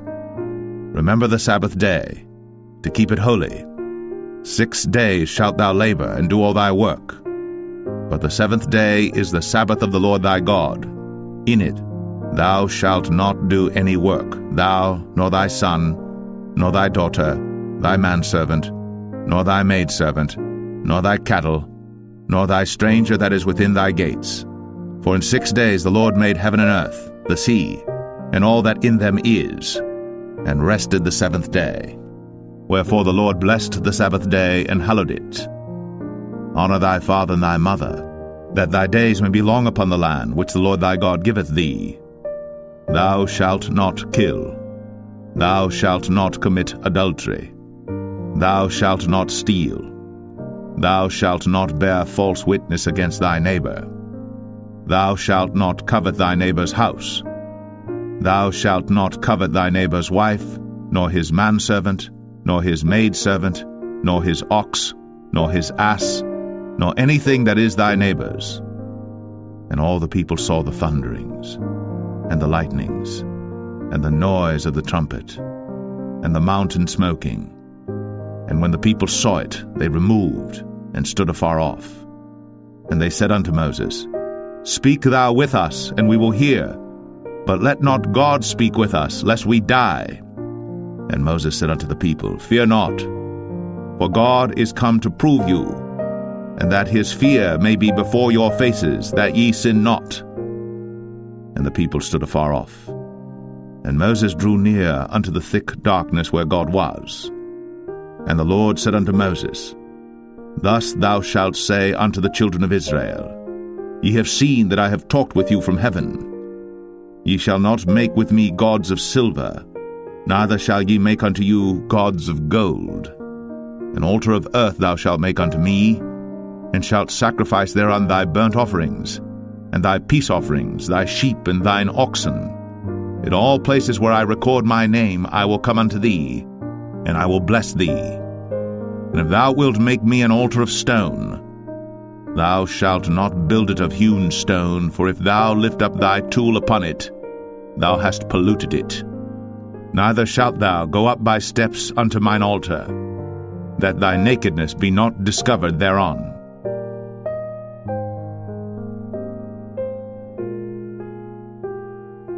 Exodus 21. Now these are the judgments which thou shalt set before them. If thou buy an Hebrew servant, 6 years he shall serve, and in the 7th he shall go out free for nothing. If he came in by himself, he shall go out by himself. If he were married, then his wife shall go out with him. If his master have given him a wife, and she have borne him sons or daughters, the wife and her children shall be her master's, and he shall go out by himself. And if the servant shall plainly say, I love my master, my wife, and my children, I will not go out free, then his master shall bring him unto the judges. He shall also bring him to the door, or unto the doorpost, and his master shall bore his ear through with an awl, and he shall serve him forever. And if a man sell his daughter to be a maidservant, she shall not go out as the men servants do. If she please not her master, who hath betrothed her to himself, then shall he let her be redeemed. To sell her unto a strange nation, he shall have no power, seeing he hath dealt deceitfully with her. And if he have betrothed her unto his son, he shall deal with her after the manner of daughters. If he take him another wife, her food, her raiment, and her duty of marriage, shall he not diminish? And if he do not these three unto her, then shall she go out free without money. He that smiteth a man so that he die shall be surely put to death. And if a man lie not in wait, but God deliver him into his hand, then I will appoint thee a place whither he shall flee. But if a man come presumptuously upon his neighbor, to slay him with guile, thou shalt take him from mine altar, that he may die. And he that smiteth his father or his mother shall be surely put to death. And he that stealeth a man and selleth him, or if he be found in his hand, he shall surely be put to death. And he that curseth his father or his mother shall surely be put to death. And if men strive together, and one smite another with a stone, or with his fist, and he die not, but keepeth his bed, if he rise again and walk abroad upon his staff, then shall he that smote him be quit, only he shall pay for the loss of his time, and shall cause him to be thoroughly healed. And if a man smite his servant or his maid with a rod, and he die under his hand, he shall be surely punished. Notwithstanding, if he continue a day or two, he shall not be punished, for he is his money. If men strive and hurt a woman with child, so that her fruit depart from her, and yet no mischief follow, he shall be surely punished, according as the woman's husband will lay upon him, and he shall pay as the judges determine. And if any mischief follow, then thou shalt give life for life, eye for eye, tooth for tooth, hand for hand, foot for foot, burning for burning, wound for wound, stripe for stripe. And if a man smite the eye of his servant, or the eye of his maid, that it perish, he shall let him go free for his eye's sake. And if he smite out his manservant's tooth, or his maidservant's tooth, he shall let him go free for his tooth's sake. If an ox gore a man or a woman, that they die, then the ox shall be surely stoned, and his flesh shall not be eaten, but the owner of the ox shall be quit. But if the ox were wont to push with his horn in time past, and hath been testified to his owner, and he hath not kept him in, but that he hath killed a man or a woman, the ox shall be stoned, and his owner also shall be put to death. If there be laid on him a sum of money, then he shall give for the ransom of his life whatsoever is laid upon him, whether he have gored a son or have gored a daughter, according to this judgment shall it be done unto him. If the ox shall push a manservant or a maidservant, he shall give unto their master 30 shekels of silver, and the ox shall be stoned. And if a man shall open a pit, if a man shall dig a pit, and not cover it, and an ox or an ass fall therein, the owner of the pit shall make it good, and give money unto the owner of them, and the dead beast shall be his. And if one man's ox hurt another's, that he die, then they shall sell the live ox, and divide the money of it, and the dead ox also they shall divide. Or if it be known that the ox hath used to push in time past, and his owner hath not kept him in, he shall surely pay ox for ox, and the dead shall be his own.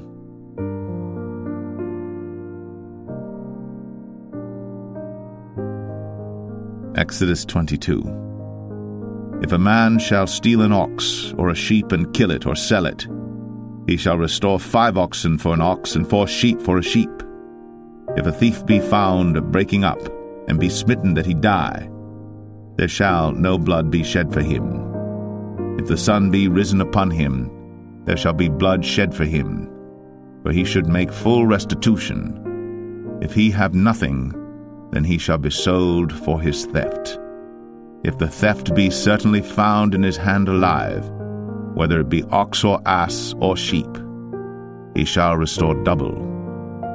If a man shall cause a field or vineyard to be eaten, and shall put in his beast, and shall feed in another man's field, of the best of his own field and of the best of his own vineyard shall he make restitution. If fire break out and catch in thorns, so that stacks of corn or the standing corn of the field be consumed therewith, he that kindled the fire shall surely make restitution. If a man shall deliver unto his neighbor money or stuff to keep, and it be stolen out of the man's house, if the thief be found, let him pay double. If the thief be not found, then the master of the house shall be brought unto the judges to see whether he have put his hand unto his neighbor's goods. For all manner of trespass, whether it be for ox, for ass, for sheep, for raiment, or for any manner of lost thing, which another challengeth to be his, the cause of both parties shall come before the judges, and whom the judges shall condemn, he shall pay double unto his neighbor.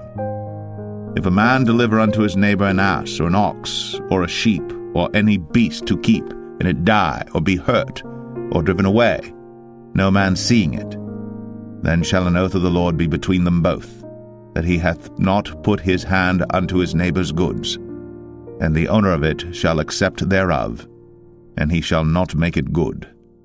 And if it be stolen from him, he shall make restitution unto the owner thereof. If it be torn in pieces, then let him bring it for witness, and he shall not make good that which was torn. And if a man borrow aught of his neighbor, and it be hurt or die, the owner thereof being not with it, he shall surely make it good. But if the owner thereof be with it, he shall not make it good. If it be an hired thing, it came for his hire. And if a man entice a maid that is not betrothed, and lie with her, he shall surely endow her to be his wife. If her father utterly refuse to give her unto him, he shall pay money according to the dowry of virgins. Thou shalt not suffer a witch to live. Whosoever lieth with a beast shall surely be put to death. He that sacrificeth unto any god, save unto the Lord only, he shall be utterly destroyed. Thou shalt neither vex a stranger nor oppress him, for ye were strangers in the land of Egypt. Ye shall not afflict any widow or fatherless child. If thou afflict them in any wise, and they cry at all unto me, I will surely hear their cry, and my wrath shall wax hot, and I will kill you with the sword, and your wives shall be widows, and your children fatherless. If thou lend money to any of my people that is poor by thee, thou shalt not be to him as an usurer, neither shalt thou lay upon him usury. If thou at all take thy neighbor's raiment to pledge, thou shalt deliver it unto him by that the sun goeth down. For that is his covering only, it is his raiment for his skin. Wherein shall he sleep? And it shall come to pass, when he crieth unto me, that I will hear, for I am gracious. Thou shalt not revile the gods, nor curse the ruler of thy people. Thou shalt not delay to offer the first of thy ripe fruits, and of thy liquors, the firstborn of thy sons shalt thou give unto me. Likewise shalt thou do with thine oxen, and with thy sheep. 7 days it shall be with his dam. On the 8th day thou shalt give it me. And ye shall be holy men unto me. Neither shall ye eat any flesh that is torn of beasts in the field. Ye shall cast it to the dogs.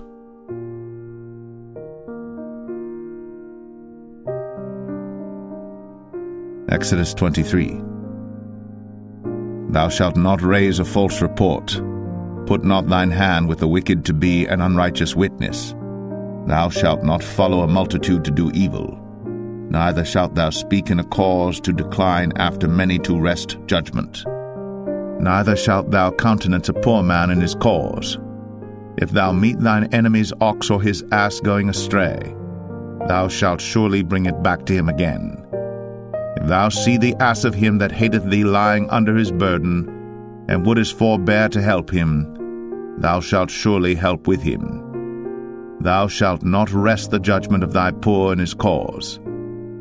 Keep thee far from a false matter, and the innocent and righteous slay thou not, for I will not justify the wicked. And thou shalt take no gift, for the gift blindeth the wise, and perverteth the words of the righteous. Also, thou shalt not oppress a stranger, for ye know the heart of a stranger, seeing ye were strangers in the land of Egypt. And 6 years thou shalt sow thy land, and shalt gather in the fruits thereof. But the 7th year thou shalt let it rest and lie still, that the poor of thy people may eat, and what they leave the beasts of the field shall eat. In like manner thou shalt deal with thy vineyard and with thy oliveyard. 6 days thou shalt do thy work, and on the 7th day thou shalt rest, that thine ox and thine ass may rest, and the son of thy handmaid and the stranger may be refreshed. And in all things that I have said unto you be circumspect, and make no mention of the name of other gods, neither let it be heard out of thy mouth. 3 times thou shalt keep a feast unto me in the year. Thou shalt keep the feast of unleavened bread. Thou shalt eat unleavened bread 7 days, as I commanded thee, in the time appointed of the month Abib. For in it thou camest out from Egypt, and none shall appear before me empty. And the feast of harvest, the firstfruits of thy labors, which thou hast sown in the field, and the feast of ingathering, which is in the end of the year, when thou hast gathered in thy labors out of the field. 3 times in the year all thy males shall appear before the Lord God. Thou shalt not offer the blood of my sacrifice with leavened bread, neither shall the fat of my sacrifice remain until the morning. The first of the firstfruits of thy land thou shalt bring into the house of the Lord thy God. Thou shalt not see the kid in his mother's milk. Behold, I send an angel before thee, to keep thee in the way, and to bring thee into the place which I have prepared. Beware of him, and obey his voice. Provoke him not, for he will not pardon your transgressions, for my name is in him. But if thou shalt indeed obey his voice, and do all that I speak, then I will be an enemy unto thine enemies, and an adversary unto thine adversaries. For mine angel shall go before thee, and bring thee in unto the Amorites, and the Hittites, and the Perizzites, and the Canaanites, the Hivites, and the Jebusites, and I will cut them off. Thou shalt not bow down to their gods, nor serve them, nor do after their works, but thou shalt utterly overthrow them, and quite break down their images. And ye shall serve the Lord your God, and he shall bless thy bread and thy water, and I will take sickness away from the midst of thee. There shall nothing cast their young, nor be barren in thy land. The number of thy days I will fulfill. I will send my fear before thee, and will destroy all the people to whom thou shalt come, and I will make all thine enemies turn their backs unto thee, and I will send hornets before thee, which shall drive out the Hivite, the Canaanite, and the Hittite from before thee. I will not drive them out from before thee in 1 year, lest the land become desolate, and the beasts of the field multiply against thee. By little and little I will drive them out from before thee, until thou be increased and inherit the land. And I will set thy bounds from the Red Sea even unto the sea of the Philistines, and from the desert unto the river. For I will deliver the inhabitants of the land into your hand, and thou shalt drive them out before thee. Thou shalt make no covenant with them, nor with their gods. They shall not dwell in thy land, lest they make thee sin against me. For if thou serve their gods, it will surely be a snare unto thee.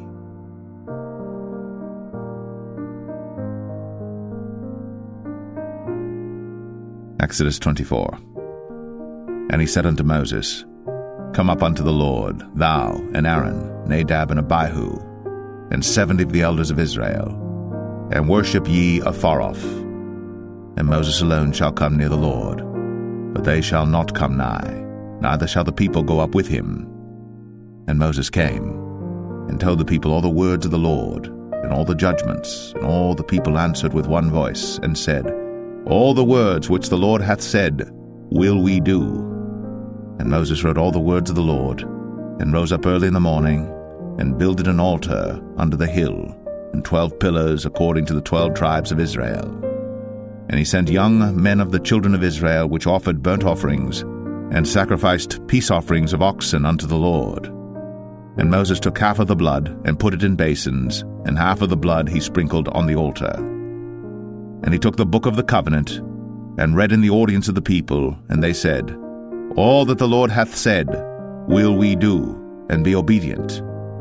And Moses took the blood, and sprinkled it on the people, and said, Behold, the blood of the covenant which the Lord hath made with you concerning all these words.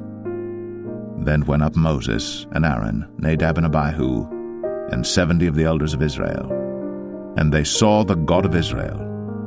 And there was under his feet, as it were, a paved work of a sapphire stone, and as it were the body of heaven in his clearness. And upon the nobles of the children of Israel he laid not his hand. Also they saw God, and did eat and drink. And the Lord said unto Moses, Come up to me into the mount, and be there. And I will give thee tables of stone, and a law and commandments which I have written, that thou mayest teach them. And Moses rose up, and his minister Joshua. And Moses went up into the mount of God. And he said unto the elders, Tarry ye here for us, until we come again unto you. And behold, Aaron and Hur are with you. If any man have any matters to do, let him come unto them. And Moses went up into the mount, and a cloud covered the mount. And the glory of the Lord abode upon Mount Sinai, and the cloud covered it 6 days. And the 7th day he called unto Moses out of the midst of the cloud. And the sight of the glory of the Lord was like devouring fire on the top of the mount in the eyes of the children of Israel. And Moses went into the midst of the cloud, and gat him up into the mount. And Moses was in the mount 40 days and 40 nights.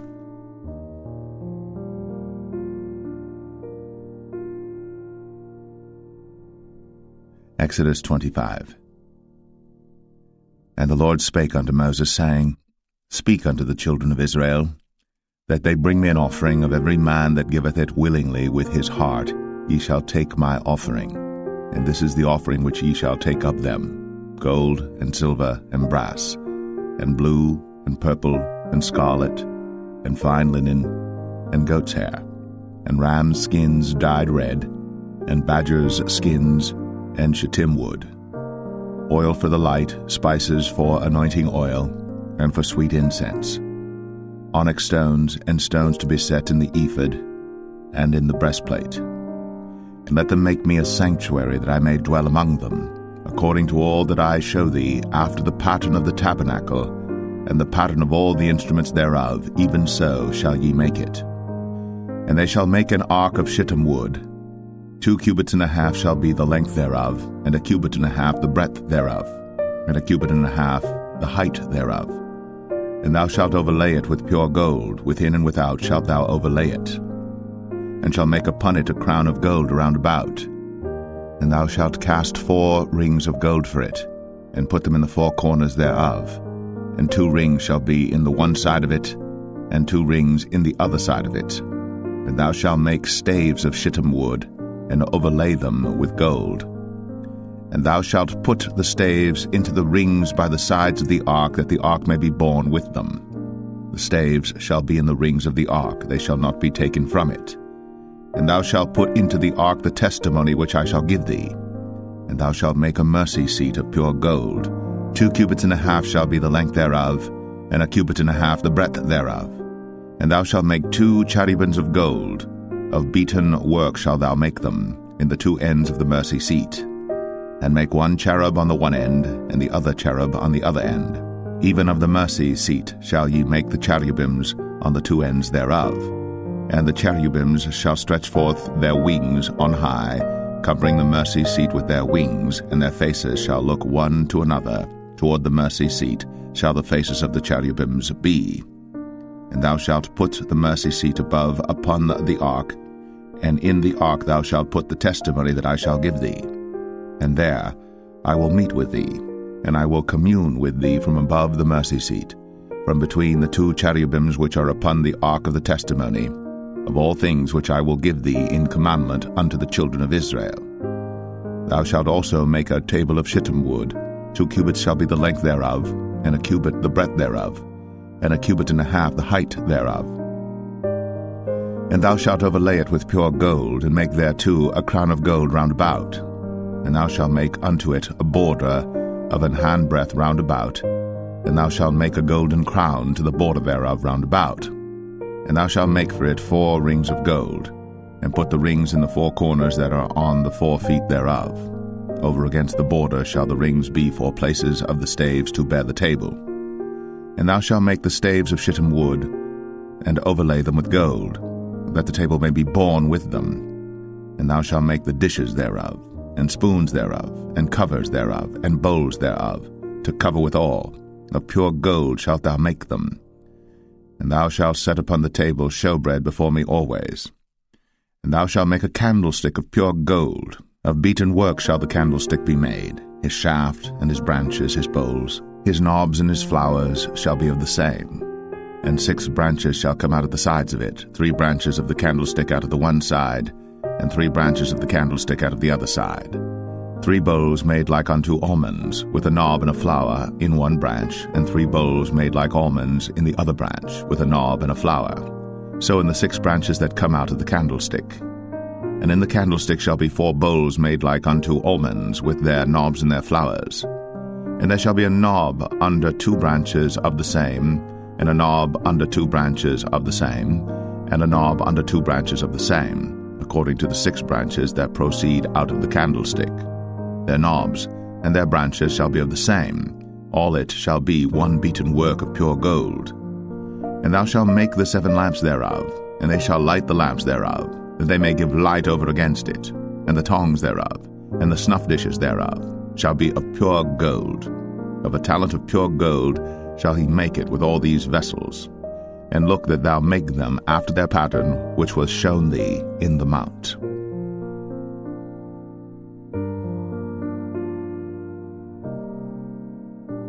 Exodus 26. Moreover, thou shalt make the tabernacle with 10 curtains of fine twined linen, and blue, and purple, and scarlet. With cherubims of cunning work shalt thou make them. The length of one curtain shall be 28 cubits, and the breadth of one curtain 4 cubits, and every one of the curtains shall have one measure. The 5 curtains shall be coupled together one to another, and other 5 curtains shall be coupled one to another. And thou shalt make loops of blue upon the edge of the one curtain, from the selvage in the coupling. And likewise shalt thou make in the uttermost edge of another curtain, in the coupling of the second. 50 loops shalt thou make in the one curtain, and 50 loops shalt thou make in the edge of the curtain that is in the coupling of the second, that the loops may take hold one of another. And thou shalt make 50 taches of gold, and couple the curtains together with the taches, and it shall be one tabernacle. And thou shalt make curtains of goat's hair to be a covering upon the tabernacle. 11 curtains shalt thou make. The length of one curtain shall be 30 cubits, and the breadth of one curtain 4 cubits, and the 11 curtains shall be all of one measure. And thou shalt couple 5 curtains by themselves, and 6 curtains by themselves, and shalt double the 6 curtain in the forefront of the tabernacle. And thou shalt make 50 loops on the edge of the one curtain that is outmost in the coupling, and 50 loops in the edge of the curtain which coupleth the second. And thou shalt make 50 taches of brass, and put the taches into the loops, and couple the tent together, that it may be one. And the remnant that remaineth of the curtains of the tent, the half curtain that remaineth, shall hang over the backside of the tabernacle, and a cubit on the one side, and a cubit on the other side of that which remaineth in the length of the curtains of the tent. It shall hang over the sides of the tabernacle on this side and on that side to cover it. And thou shalt make a covering for the tent of ram skins dyed red, and a covering above of badgers' skins. And thou shalt make boards for the tabernacle of shittim wood standing up. 10 cubits shall be the length of a board, and 1.5 cubits shall be the breadth of one board.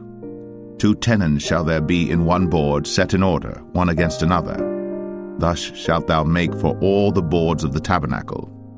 And thou shalt make the boards for the tabernacle 20 boards on the south side southward. And thou shalt make 40 sockets of silver under the 20 boards, 2 sockets under one board for his 2 tenons, and 2 sockets under another board for his 2 tenons.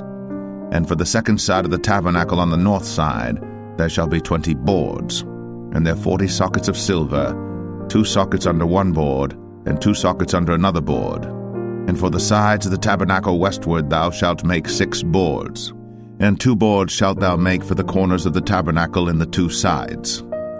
And they shall be coupled together beneath, and they shall be coupled together above the head of it unto one ring.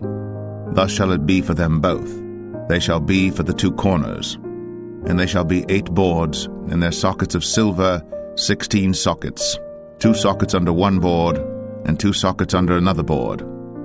And thou shalt make bars of shittim wood, 5 for the boards of the one side of the tabernacle, and 5 bars for the boards of the other side of the tabernacle, and 5 bars for the boards of the side of the tabernacle for the 2 sides westward.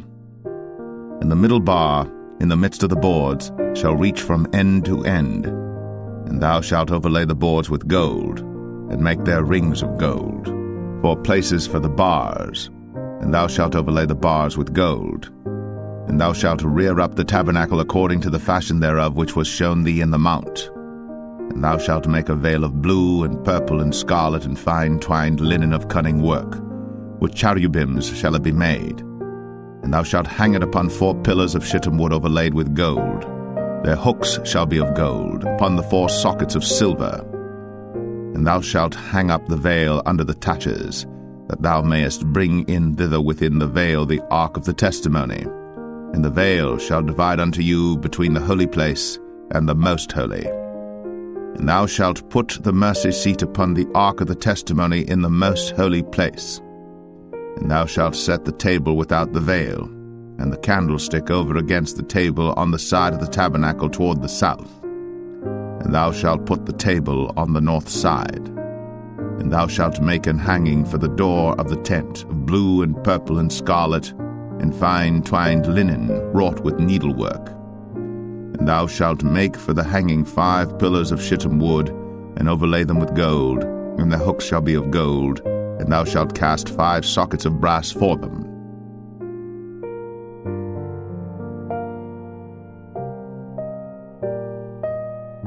Exodus 27. And thou shalt make an altar of shittim wood, 5 cubits long and 5 cubits broad. The altar shall be 4 square, and the height thereof shall be 3 cubits. And thou shalt make the horns of it upon the 4 corners thereof. His horns shall be of the same, and thou shalt overlay it with brass. And thou shalt make his pans to receive his ashes, and his shovels, and his basins, and his flesh hooks, and his fire pans. All the vessels thereof thou shalt make of brass. And thou shalt make for it a grate of network of brass, and upon the net shalt thou make 4 brazen rings in the 4 corners thereof. And thou shalt put it under the compass of the altar beneath, that the net may be even to the midst of the altar. And thou shalt make staves for the altar, staves of shittim wood, and overlay them with brass. And the staves shall be put into the rings, and the staves shall be upon the 2 sides of the altar to bear it. Hollow with boards shalt thou make it, as it was shown thee in the mount, so shall they make it. And thou shalt make the court of the tabernacle for the south side. Southward there shall be hangings for the court of fine twined linen, of 100 cubits long for one side. And the 20 pillars thereof, and their 20 sockets shall be of brass. The hooks of the pillars, and their fillets, shall be of silver. And likewise for the north side in length there shall be hangings of 100 cubits long, and his 20 pillars, and their 20 sockets of brass, the hooks of the pillars, and their fillets of silver. And for the breadth of the court on the west side shall be hangings of 50 cubits, their pillars 10, and their sockets 10. And the breadth of the court on the east side eastward shall be 50 cubits. The hangings of one side of the gate shall be 15 cubits, their pillars 3, and their sockets 3. And on the other side shall be hangings 15 cubits, their pillars 3, and their sockets 3. And for the gate of the court shall be an hanging of 20 cubits of blue, and purple, and scarlet, and fine twined linen, wrought with needlework, and their pillars shall be 4, and their sockets 4. All the pillars round about the court shall be filleted with silver. Their hooks shall be of silver, and their sockets of brass. The length of the court shall be 100 cubits, and the breadth 50 everywhere, and the height 5 cubits of fine twined linen, and their sockets of brass. All the vessels of the tabernacle, and all the service thereof, and all the pins thereof, and all the pins of the court shall be of brass. And thou shalt command the children of Israel that they bring thee pure oil, olive beaten for the light, to cause the lamp to burn always. In the tabernacle of the congregation without the veil, which is before the testimony, Aaron and his sons shall order it from evening to morning before the Lord. It shall be a statute forever unto their generations on the behalf of the children of Israel.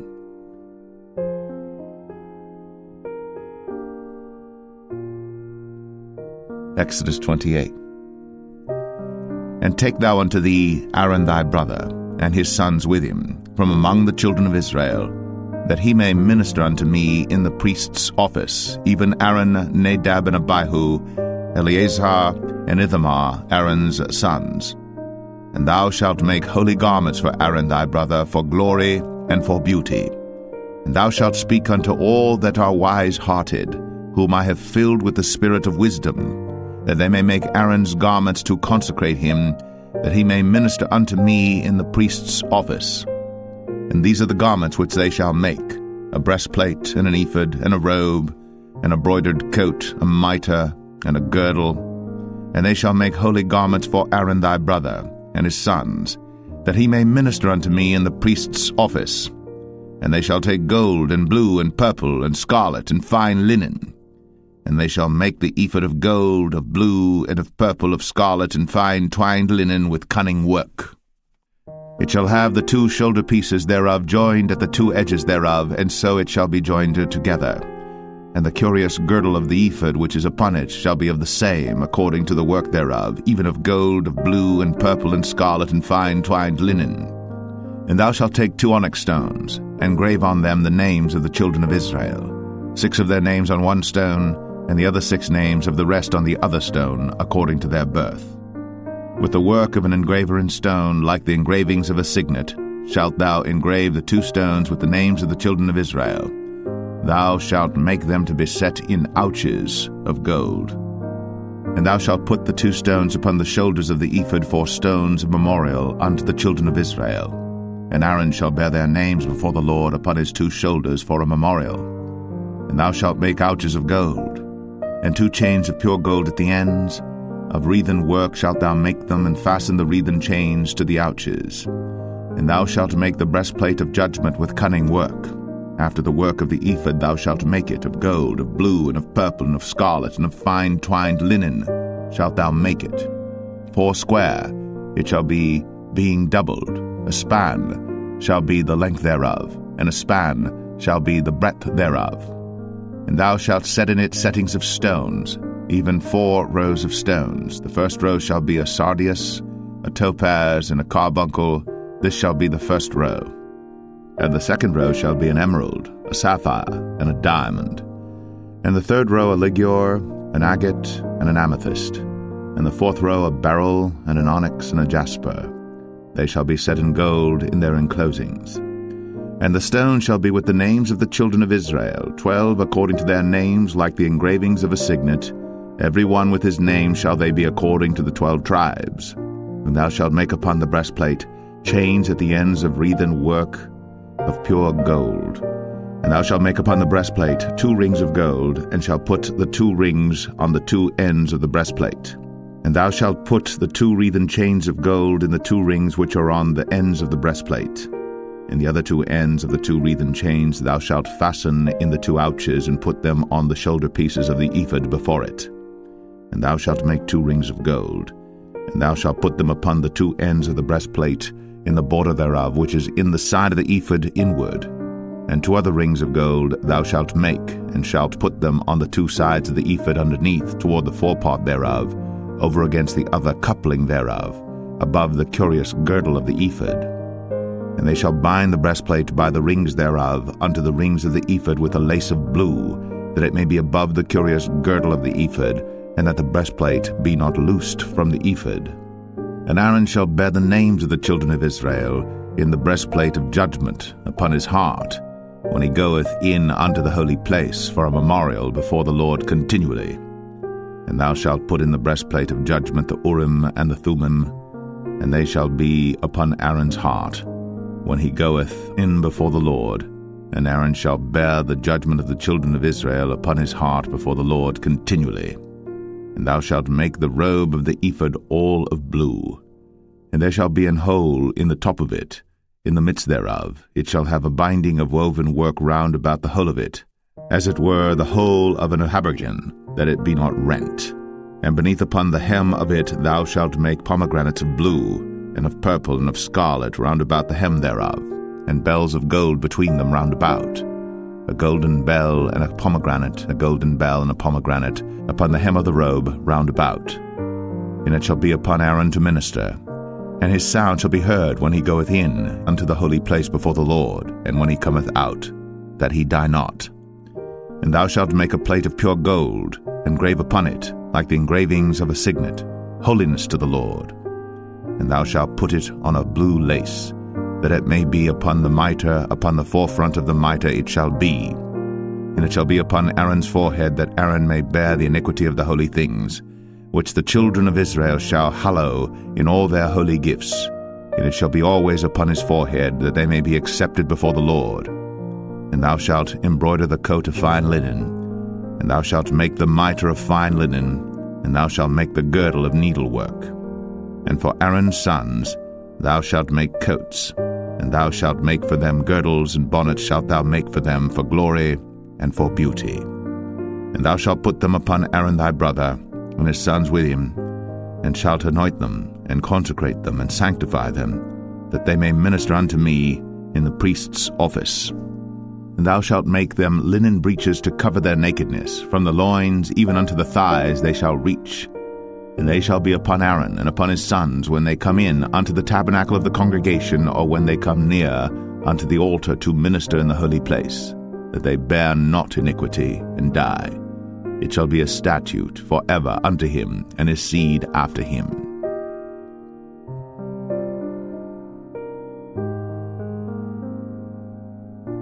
Exodus 29. And this is the thing that thou shalt do unto them to hallow them, to minister unto me in the priest's office.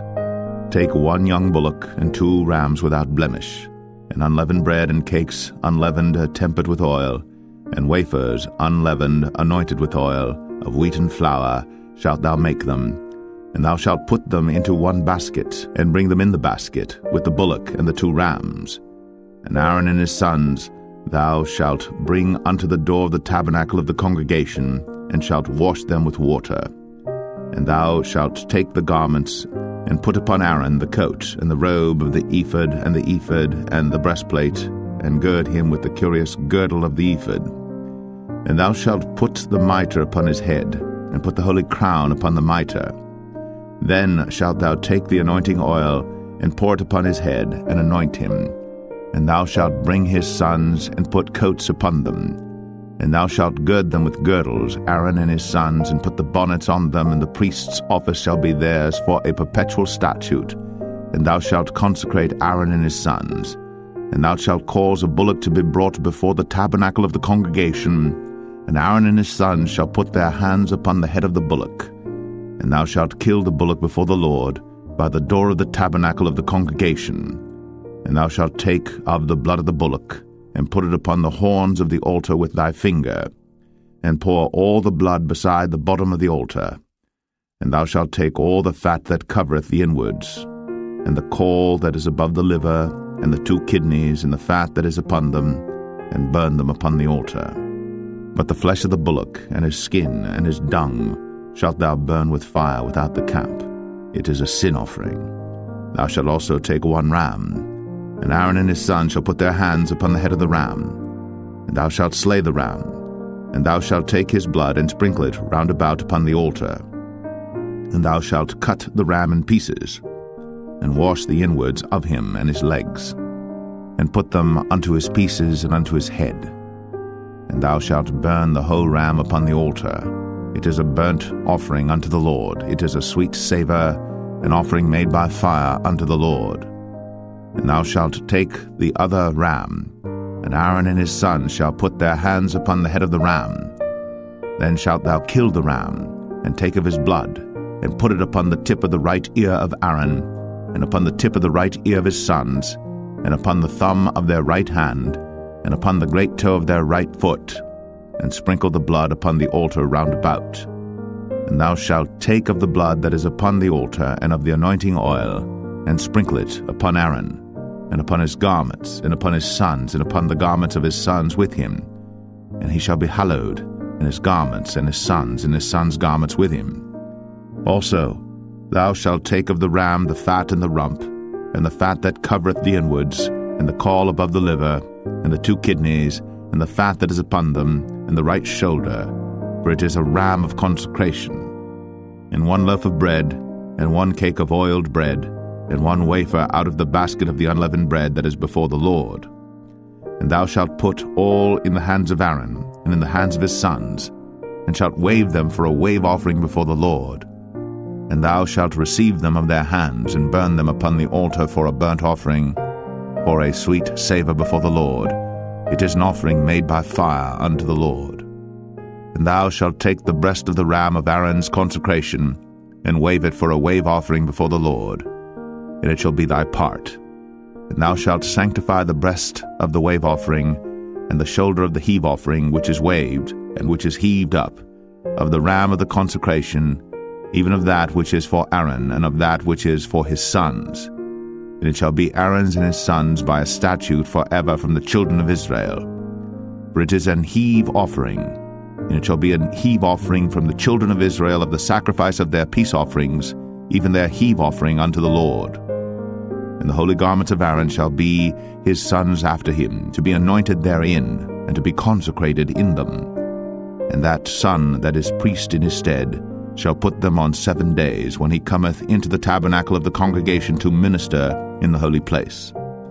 And thou shalt take the ram of the consecration, and seethe his flesh in the holy place.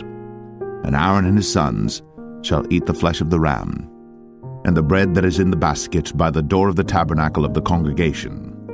And they shall eat those things wherewith the atonement was made, to consecrate and to sanctify them.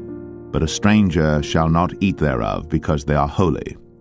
And if aught of the flesh of the consecrations, or of the bread, remain unto the morning, then thou shalt burn the remainder with fire. It shall not be eaten, because it is holy. And thus shalt thou do unto Aaron and to his sons, according to all things which I have commanded thee. 7 days shalt thou consecrate them. And thou shalt offer every day a bullock for a sin offering, for atonement. And thou shalt cleanse the altar, when thou hast made an atonement for it. And thou shalt anoint it, to sanctify it. 7 days thou shalt make an atonement for the altar, and sanctify it. And it shall be an altar most holy. Whatsoever toucheth the altar shall be holy. Now this is that which thou shalt offer upon the altar: 2 lambs of the first year, day by day, continually. The 1 lamb thou shalt offer in the morning, and the other lamb thou shalt offer at even. And with the 1 lamb 1/10 deal of flour mingled with the 4th part of an hin of beaten oil, and the 4th part of an hin of wine for a drink offering. And the other lamb thou shalt offer at even, and shalt do thereto according to the meat offering of the morning, and according to the drink offering thereof, for a sweet savour, an offering made by fire unto the Lord. This shall be a continual burnt offering throughout your generations at the door of the tabernacle of the congregation before the Lord, where I will meet you, to speak there unto thee. And there I will meet with the children of Israel, and the tabernacle shall be sanctified by my glory. And I will sanctify the tabernacle of the congregation and the altar. I will sanctify also both Aaron and his sons to minister to me in the priest's office. And I will dwell among the children of Israel, and will be their God. And they shall know that I am the Lord their God, that brought them forth out of the land of Egypt, that I may dwell among them. I am the Lord their God.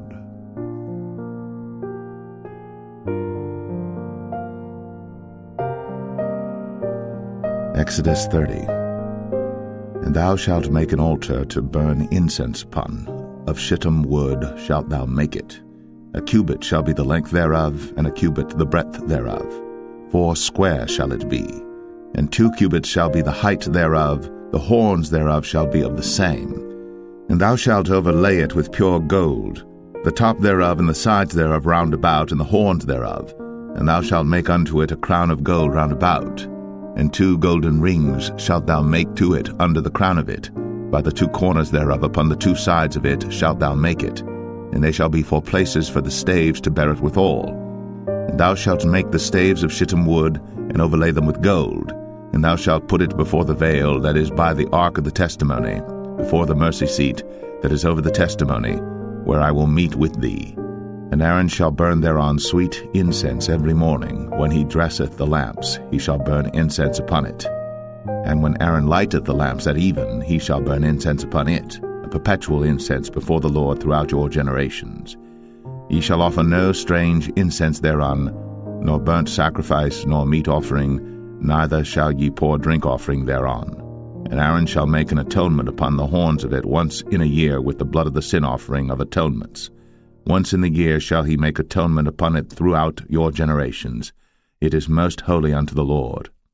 And the Lord spake unto Moses, saying, When thou takest the sum of the children of Israel after their number, then shall they give every man a ransom for his soul unto the Lord, when thou numberest them, that there be no plague among them, when thou numberest them. This they shall give every one that passeth among them that are numbered, 1/2 shekel after the shekel of the sanctuary. A shekel is 20 gerahs, and 1/2 shekel shall be the offering of the Lord. Every one that passeth among them that are numbered, from 20 years old and above, shall give an offering unto the Lord. The rich shall not give more, and the poor shall not give less than 1/2 shekel, when they give an offering unto the Lord to make an atonement for your souls. And thou shalt take the atonement money of the children of Israel, and shalt appoint it for the service of the tabernacle of the congregation, that it may be a memorial unto the children of Israel before the Lord, to make an atonement for your souls. And the Lord spake unto Moses, saying, Thou shalt also make a laver of brass, and his foot also of brass, to wash withal. And thou shalt put it between the tabernacle of the congregation and the altar, and thou shalt put water therein. For Aaron and his sons shall wash their hands and their feet thereat. When they go into the tabernacle of the congregation, they shall wash with water, that they die not, or when they come near to the altar to minister, to burn offering made by fire unto the Lord. So they shall wash their hands and their feet, that they die not. And it shall be a statute forever to them, even to him and to his seed throughout their generations. Moreover the Lord spake unto Moses, saying, Take thou also unto thee principal spices, of pure myrrh 500 shekels, and of sweet cinnamon half so much, even 250 shekels, and of sweet calamus 250 shekels, and of cassia 500 shekels after the shekel of the sanctuary, and of oil olive and hin. And thou shalt make it an oil of holy ointment, an ointment compound after the art of the apothecary. It shall be an holy anointing oil. And thou shalt anoint the tabernacle of the congregation therewith, and the ark of the testimony, and the table and all his vessels, and the candlestick and his vessels, and the altar of incense, and the altar of burnt offering with all his vessels, and the laver and his foot. And thou shalt sanctify them, that they may be most holy. Whatsoever touches them shall be holy. And thou shalt anoint Aaron and his sons, and consecrate them, that they may minister unto me in the priest's office. And thou shalt speak unto the children of Israel, saying, This shall be an holy anointing oil unto me throughout your generations. Upon man's flesh shall it not be poured, neither shall ye make any other like it, after the composition of it. It is holy, and it shall be holy unto you. Whosoever compoundeth any like it, or whosoever putteth any of it upon a stranger, shall even be cut off from his people. And the Lord said unto Moses, Take unto thee sweet spices, stacte, and onycha, and galbanum, these sweet spices with pure frankincense. Of each shall there be a like weight. And thou shalt make it a perfume, a confection after the art of the apothecary, tempered together pure and holy. And thou shalt beat some of it very small, and put of it before the testimony in the tabernacle of the congregation, where I will meet with thee. It shall be unto you most holy. And as for the perfume which thou shalt make, ye shall not make to yourselves according to the composition thereof. It shall be unto thee holy for the Lord. Whosoever shall make like unto that, to smell thereto, shall even be cut off from his people.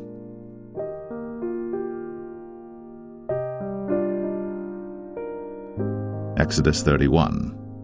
And the Lord spake unto Moses, saying, See, I have called by name Bezalel the son of Uri, the son of Hur, of the tribe of Judah, and I have filled him with the Spirit of God, in wisdom, and in understanding, and in knowledge, and in all manner of workmanship, to devise cunning works, to work in gold, and in silver, and in brass, and in cutting of stones, to set them, and in carving of timber, to work in all manner of workmanship. And I, behold, I have given with him Aholiab, the son of Ahisamach, of the tribe of Dan. And in the hearts of all that are wise-hearted I have put wisdom, that they may make all that I have commanded thee: the tabernacle of the congregation, and the ark of the testimony, and the mercy seat that is thereupon, and all the furniture of the tabernacle, and the table and his furniture, and the pure candlestick with all his furniture, and the altar of incense, and the altar of burnt offering with all his furniture, and the laver and his foot, and the cloths of service, and the holy garments for Aaron the priest, and the garments of his sons to minister in the priest's office, and the anointing oil, and sweet incense for the holy place, according to all that I have commanded thee shall they do. And the Lord spake unto Moses, saying, Speak thou also unto the children of Israel, saying, Verily, my Sabbaths ye shall keep, for it is a sign between me and you throughout your generations, that ye may know that I am the Lord that doth sanctify you. Ye shall keep the Sabbath therefore, for it is holy unto you. Every one that defileth it shall surely be put to death. For whosoever doeth any work therein, that soul shall be cut off from among his people. 6 days may work be done, but in the 7th is the Sabbath of rest, holy to the Lord. Whosoever doeth any work in the Sabbath day, he shall surely be put to death. Wherefore the children of Israel shall keep the Sabbath, to observe the Sabbath throughout their generations, for a perpetual covenant. It is a sign between me and the children of Israel forever. For in 6 days the Lord made heaven and earth, and on the 7th day he rested and was refreshed. And he gave unto Moses, when he had made an end of communing with him upon Mount Sinai, 2 tables of testimony, tables of stone, written with the finger of God.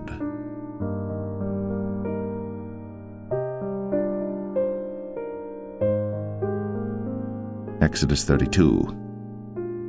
And when the people saw that Moses delayed to come down out of the mount, the people gathered themselves together unto Aaron, and said unto him, Up, make us gods, which shall go before us. For as for this Moses, the man that brought us up out of the land of Egypt, we wot not what is become of him. And Aaron said unto them, Break off the golden earrings which are in the ears of your wives, of your sons, and of your daughters, and bring them unto me. And all the people brake off the golden earrings which were in their ears, and brought them unto Aaron.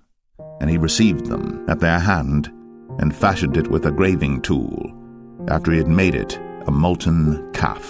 And they said, These be thy gods, O Israel, which brought thee up out of the land of Egypt. And when Aaron saw it, he built an altar before it. And Aaron made proclamation and said, Tomorrow is a feast to the Lord. And they rose up early on the morrow, and offered burnt offerings, and brought peace offerings. And the people sat down to eat and to drink, and rose up to play. And the Lord said unto Moses, Go, get thee down, for thy people which thou broughtest out of the land of Egypt have corrupted themselves. They have turned aside quickly out of the way which I commanded them. They have made them a molten calf, and have worshipped it, and have sacrificed thereunto, and said, These be thy gods, O Israel, which have brought thee up out of the land of Egypt. And the Lord said unto Moses, I have seen this people, and behold, it is a stiff-necked people. Now therefore let me alone, that my wrath may wax hot against them, and that I may consume them, and I will make of thee a great nation. And Moses besought the Lord his God, and said, Lord, why doth thy wrath wax hot against thy people, which thou hast brought forth out of the land of Egypt with great power, and with a mighty hand? Wherefore should the Egyptians speak and say, For mischief did he bring them out, to slay them in the mountains, and to consume them from the face of the earth? Turn from thy fierce wrath, and repent of this evil against thy people. Remember Abraham, Isaac, and Israel, thy servants, to whom thou swarest by thine own self, and saidst unto them, I will multiply your seed as the stars of heaven, and all this land that I have spoken of will I give unto your seed, and they shall inherit it forever. And the Lord repented of the evil which he thought to do unto his people. And Moses turned, and went down from the mount, and the 2 tables of the testimony were in his hand. The tables were written on both their sides. On the one side and on the other were they written. And the tables were the work of God, and the writing was the writing of God, graven upon the tables. And when Joshua heard the noise of the people as they shouted, he said unto Moses, There is a noise of war in the camp. And he said, It is not the voice of them that shout for mastery, neither is it the voice of them that cry for being overcome, but the noise of them that sing do I hear. And it came to pass, as soon as he came nigh unto the camp, that he saw the calf and the dancing. And Moses' anger waxed hot, and he cast the tables out of his hands, and brake them beneath the mount. And he took the calf which they had made, and burnt it in the fire, and ground it to powder, and strawed it upon the water, and made the children of Israel drink of it. And Moses said unto Aaron, What did this people unto thee, that thou hast brought so great a sin upon them? And Aaron said, Let not the anger of my Lord wax hot. Thou knowest the people, that they are set on mischief. For they said unto me, Make us gods, which shall go before us. For as for this Moses, the man that brought us up out of the land of Egypt, we wot not what is become of him. And I said unto them, Whosoever hath any gold, let them break it off. So they gave it me. Then I cast it into the fire, and there came out this calf. And when Moses saw that the people were naked, for Aaron had made them naked unto their shame among their enemies, then Moses stood in the gate of the camp, and said, Who is on the Lord's side? Let him come unto me. And all the sons of Levi gathered themselves together unto him. And he said unto them, Thus saith the Lord God of Israel, Put every man his sword by his side, and go in and out from gate to gate throughout the camp, and slay every man his brother, and every man his companion, and every man his neighbor. And the children of Levi did according to the word of Moses. And there fell of the people that day about 3,000 men. For Moses had said, Consecrate yourselves today to the Lord, even every man upon his son, and upon his brother, that he may bestow upon you a blessing this day. And it came to pass on the morrow, that Moses said unto the people, Ye have sinned a great sin, and now I will go up unto the Lord. Peradventure I shall make an atonement for your sin. And Moses returned unto the Lord, and said, O this people have sinned a great sin, and have made them gods of gold. Yet now, if thou wilt forgive their sin, and if not, blot me, I pray thee, out of thy book, which thou hast written. And the Lord said unto Moses, Whosoever hath sinned against me, him will I blot out of my book. Therefore now go, lead the people unto the place of which I have spoken unto thee. Behold, mine angel shall go before thee. Nevertheless, in the day when I visit, I will visit their sin upon them. And the Lord plagued the people, because they made the calf which Aaron made.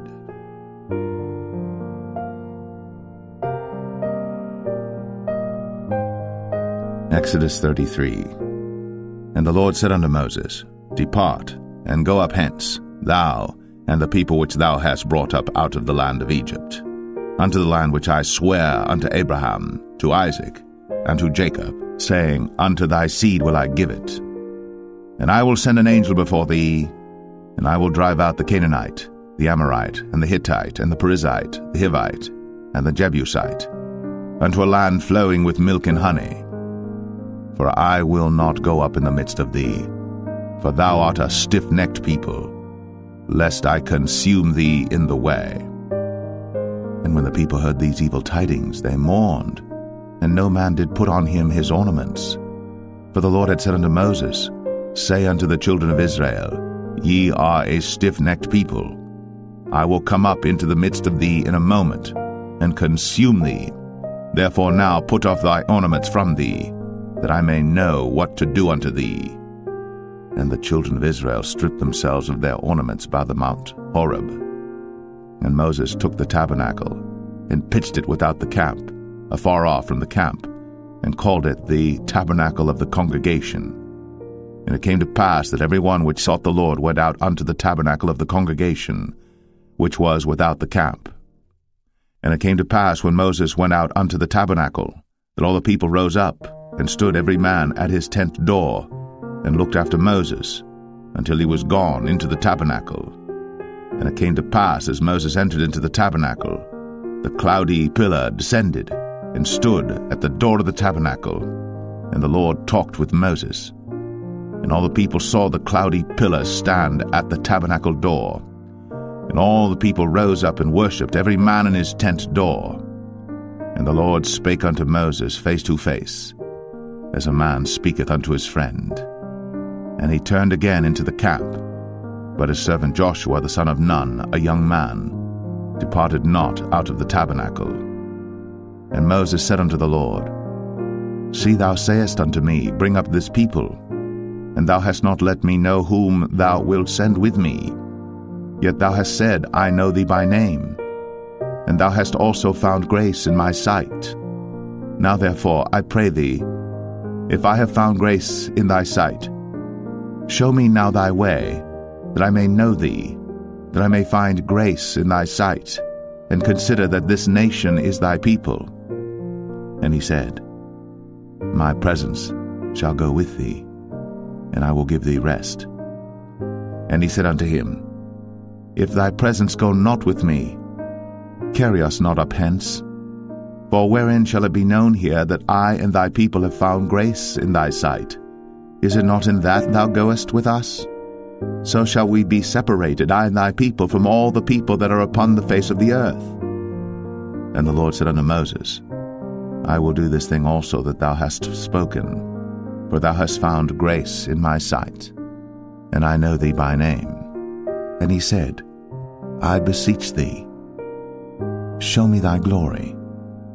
And he said, I will make all my goodness pass before thee, and I will proclaim the name of the Lord before thee, and will be gracious to whom I will be gracious, and will show mercy on whom I will show mercy. And he said, Thou canst not see my face, for there shall no man see me and live. And the Lord said, Behold, there is a place by me, and thou shalt stand upon a rock. And it shall come to pass, while my glory passeth by, that I will put thee in a cleft of the rock, and will cover thee with my hand while I pass by.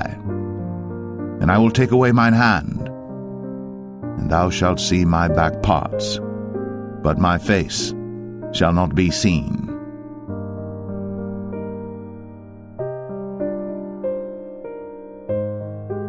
Exodus 34. And the Lord said unto Moses, Hew thee 2 tables of stone like unto the first. And I will write upon these tables the words that were in the first tables which thou breakest. And be ready in the morning, and come up in the morning unto Mount Sinai, and present thyself there to me in the top of the mount. And no man shall come up with thee, neither let any man be seen throughout all the mount. Neither let the flocks nor herds feed before that mount. And he hewed 2 tables of stone like unto the first. And Moses rose up early in the morning, and went up unto Mount Sinai, as the Lord had commanded him. and took in his hand the 2 tables of stone. And the Lord descended in the cloud, and stood with him there, and proclaimed the name of the Lord. And the Lord passed by before him and proclaimed, the Lord God, merciful and gracious, long-suffering, and abundant in goodness and truth, keeping mercy for thousands, forgiving iniquity and transgression and sin, and that will by no means clear the guilty, visiting the iniquity of the fathers upon the children, and upon the children's children unto the 3rd and to the 4th generation. And Moses made haste, and bowed his head toward the earth, and worshipped, and he said, If now I have found grace in thy sight, O Lord, let my Lord, I pray thee, go among us. For it is a stiff-necked people, and pardon our iniquity and our sin, and take us for thine inheritance. And he said, Behold, I make a covenant. Before all thy people I will do marvels, such as have not been done in all the earth, nor in any nation. And all the people among which thou art shall see the work of the Lord. For it is a terrible thing that I will do with thee. Observe thou that which I command thee this day. Behold, I drive out before thee the Amorite, and the Canaanite, and the Hittite, and the Perizzite, and the Hivite, and the Jebusite. Take heed to thyself, lest thou make a covenant with the inhabitants of the land whither thou goest, lest it be for a snare in the midst of thee. But ye shall destroy their altars, break their images, and cut down their groves. For thou shalt worship no other god, for the Lord whose name is a jealous God. Lest thou make a covenant with the inhabitants of the land, and they go a-whoring after their gods, and do sacrifice unto their gods, and one call thee, and thou eat of his sacrifice, and thou take of their daughters unto thy sons, and their daughters go a-whoring after their gods, and make thy sons go a-whoring after their gods. Thou shalt make thee no molten gods. The feast of unleavened bread shalt thou keep. 7 days thou shalt eat unleavened bread as I commanded thee, in the time of the month Abib. For in the month Abib thou camest out from Egypt. All that openeth the matrix is mine, and every firstling among thy cattle, whether ox or sheep that is male. But the firstling of an ass thou shalt redeem with a lamb. And if thou redeem him not, then shalt thou break his neck. All the firstborn of thy sons thou shalt redeem, and none shall appear before me empty. 6 days thou shalt work, but on the 7th day thou shalt rest. In earing time and in harvest thou shalt rest. And thou shalt observe the feast of weeks, of the firstfruits of wheat harvest, and the feast of ingathering at the year's end. Thrice in the year shall all your men children appear before the Lord God, the God of Israel. For I will cast out the nations before thee, and enlarge thy borders. Neither shall any man desire thy land, when thou shalt go up to appear before the Lord thy God thrice in the year. Thou shalt not offer the blood of my sacrifice with leaven, neither shall the sacrifice of the feast of the Passover be left unto the morning. The first of the firstfruits of thy land thou shalt bring unto the house of the Lord thy God. Thou shalt not see the kid in his mother's milk. And the Lord said unto Moses, Write thou these words, for after the tenor of these words I have made a covenant with thee and with Israel. And he was there with the Lord 40 days and 40 nights. He did neither eat bread nor drink water. And he wrote upon the tables the words of the covenant, the 10 commandments. And it came to pass, when Moses came down from Mount Sinai, with the 2 tables of testimony in Moses' hand, when he came down from the mount, that Moses wist not that the skin of his face shone, while he talked with them. And when Aaron and all the children of Israel saw Moses, behold, the skin of his face shone, and they were afraid to come nigh him. And Moses called unto them, and Aaron and all the rulers of the congregation returned unto him. And Moses talked with them, and afterward all the children of Israel came nigh, and he gave them in commandment all that the Lord had spoken with him in Mount Sinai. Until Moses had done speaking with them, he put a veil on his face. But when Moses went in before the Lord to speak with him, he took the veil off until he came out.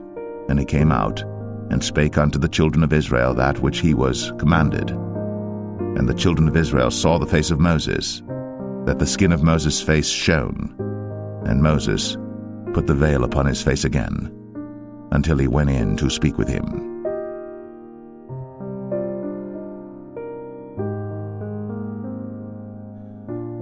Exodus 35. And Moses gathered all the congregation of the children of Israel together, and said unto them, These are the words which the Lord hath commanded, that ye should do them. 6 days shall work be done, but on the 7th day there shall be to you an holy day, a Sabbath of rest to the Lord. Whosoever doeth work therein shall be put to death. Ye shall kindle no fire throughout your habitations upon the Sabbath day. And Moses spake unto all the congregation of the children of Israel, saying, This is the thing which the Lord commanded, saying, Take ye from among you an offering unto the Lord. Whosoever is of a willing heart, let him bring it, an offering of the Lord, gold and silver and brass, and blue and purple and scarlet and fine linen and goat's hair, and rams' skins dyed red, and badgers' skins, and shittim wood, and oil for the light, and spices for anointing oil, and for the sweet incense, and onyx stones, and stones to be set for the ephod and for the breastplate. And every wise-hearted among you shall come, and make all that the Lord hath commanded, the tabernacle, his tent, and his covering, his taches, and his boards, his bars, his pillars, and his sockets, the ark and the staves thereof, with the mercy seat and the veil of the covering, the table and his staves, and all his vessels, and the showbread, the candlestick also for the light, and his furniture, and his lamps, with the oil for the light, and the incense altar, and his staves, and the anointing oil, and the sweet incense, and the hanging for the door at the entering in of the tabernacle, the altar of burnt offering, with his brazen grate, his staves, and all his vessels, the laver and his foot, the hangings of the court, his pillars, and their sockets, and the hanging for the door of the court, the pins of the tabernacle, and the pins of the court, and their cords, the cloths of service, to do service in the holy place, the holy garments for Aaron the priest, and the garments of his sons to minister in the priest's office. And all the congregation of the children of Israel departed from the presence of Moses. And they came, every one whose heart stirred him up, and every one whom his spirit made willing. And they brought the Lord's offering to the work of the tabernacle of the congregation, and for all his service, and for the holy garments. And they came, both men and women, as many as were willing-hearted, and brought bracelets and earrings and rings and tablets, all jewels of gold. And every man that offered an offering of gold unto the Lord. And every man with whom was found blue and purple and scarlet and fine linen and goat's hair, and red skins of rams and badgers' skins brought them. Every one that did offer an offering of silver and brass brought the Lord's offering, and every man with whom was found shittim wood for any work of the service brought it. And all the women that were wise-hearted did spin with their hands, and brought that which they had spun, both of blue and of purple and of scarlet and of fine linen. And all the women whose heart stirred them up in wisdom spun goat's hair. And the rulers brought onyx stones, and stones to be set for the ephod and for the breastplate, and spice, and oil for the light, and for the anointing oil, and for the sweet incense. The children of Israel brought a willing offering unto the Lord, every man and woman whose heart made them willing to bring for all manner of work, which the Lord had commanded to be made by the hand of Moses. And Moses said unto the children of Israel, See, the Lord hath called by name Bezalel the son of Uri, the son of Hur, of the tribe of Judah. And he hath filled him with the Spirit of God in wisdom, in understanding, and in knowledge, and in all manner of workmanship, and to devise curious works, to work in gold, and in silver, and in brass, and in the cutting of stones, to set them, and in carving of wood, to make any manner of cunning work. And he hath put in his heart that he may teach, both he and Aholiab, the son of Ahisamach, of the tribe of Dan.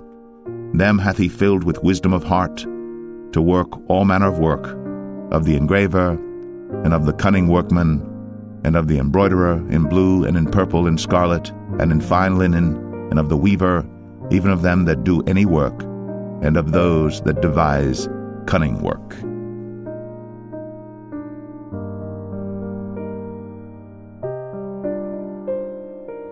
Exodus 36. Then wrought Bezalel and Aholiab, and every wise-hearted man, in whom the Lord put wisdom and understanding to know how to work all manner of work for the service of the sanctuary, according to all that the Lord had commanded. And Moses called Bezalel and Aholiab, and every wise-hearted man in whose heart the Lord had put wisdom, even every one whose heart stirred him up to come unto the work to do it. And they received of Moses all the offering, which the children of Israel had brought for the work of the service of the sanctuary, to make it withal. And they brought yet unto him free offerings every morning. And all the wise men that wrought all the work of the sanctuary came every man from his work which they made. And they spake unto Moses, saying, The people bring much more than enough for the service of the work, which the Lord commanded to make. And Moses gave commandment, and they caused it to be proclaimed throughout the camp, saying, Let neither man nor woman make any more work for the offering of the sanctuary. So the people were restrained from bringing. But the stuff they had was sufficient for all the work to make it, and too much. And every wise-hearted man among them that wrought the work of the tabernacle made 10 curtains of fine twined linen and blue and purple and scarlet. With cherubims of cunning work made he them. The length of one curtain was 20 and 8 cubits, and the breadth of one curtain 4 cubits. The curtains were all of one size. And he coupled the 5 curtains one unto another, and the other 5 curtains he coupled one unto another. And he made loops of blue on the edge of one curtain from the selvage in the coupling. Likewise he made in the uttermost side of another curtain in the coupling of the second. 50 loops made he in one curtain, and 50 loops made he in the edge of the curtain which was in the coupling of the second. The loops held one curtain to another. And he made 50 taches of gold, and coupled the curtains one unto another with the taches. So it became one tabernacle. And he made curtains of goat's hair for the tent over the tabernacle. 11 curtains he made them. The length of one curtain was 30 cubits, and 4 cubits was the breadth of one curtain. The 11 curtains were of one size. And he coupled 5 curtains by themselves, and 6 curtains by themselves. And he made 50 loops upon the uttermost edge of the curtain in the coupling, and 50 loops made he upon the edge of the curtain which coupleth the second. And he made 50 taches of brass to couple the tent together, that it might be one. And he made a covering for the tent of ram skins dyed red, and a covering of badger skins above that. And he made boards for the tabernacle of shittim wood standing up. The length of a board was 10 cubits, and the breadth of a board 1 cubit and a half. One board had 2 tenons, equally distant one from another. Thus did he make for all the boards of the tabernacle. And he made boards for the tabernacle, 20 boards for the south side southward. And 40 sockets of silver he made under the 20 boards, 2 sockets under one board for his 2 tenons, and 2 sockets under another board for his 2 tenons. And for the other side of the tabernacle, which is toward the north corner, he made 20 boards, and there 40 sockets of silver, 2 sockets under one board and 2 sockets under another board. And for the sides of the tabernacle westward he made 6 boards, and 2 boards made he for the corners of the tabernacle in the 2 sides, and they were coupled beneath and coupled together at the head thereof to one ring. Thus he did to both of them in both the corners. And there were 8 boards, and their sockets were 16 sockets of silver, under every board 2 sockets. And he made bars of shittim wood, 5 for the boards of the one side of the tabernacle, and 5 bars for the boards of the other side of the tabernacle, and 5 bars for the boards of the tabernacle for the sides westward. And he made the middle bar to shoot through the boards from the one end to the other. And he overlaid the boards with gold, and made their rings of gold to be places for the bars, and overlaid the bars with gold. And he made a veil of blue and purple and scarlet, and fine twined linen with cherubims made he it of cunning work. And he made thereunto 4 pillars of shittim wood, and overlaid them with gold. Their hooks were of gold, and he cast for them 4 sockets of silver. And he made an hanging for the tabernacle door of blue and purple and scarlet and fine twined linen of needlework. And the 5 pillars of it with their hooks, and he overlaid their chapiters and their fillets with gold, but their 5 sockets were of brass.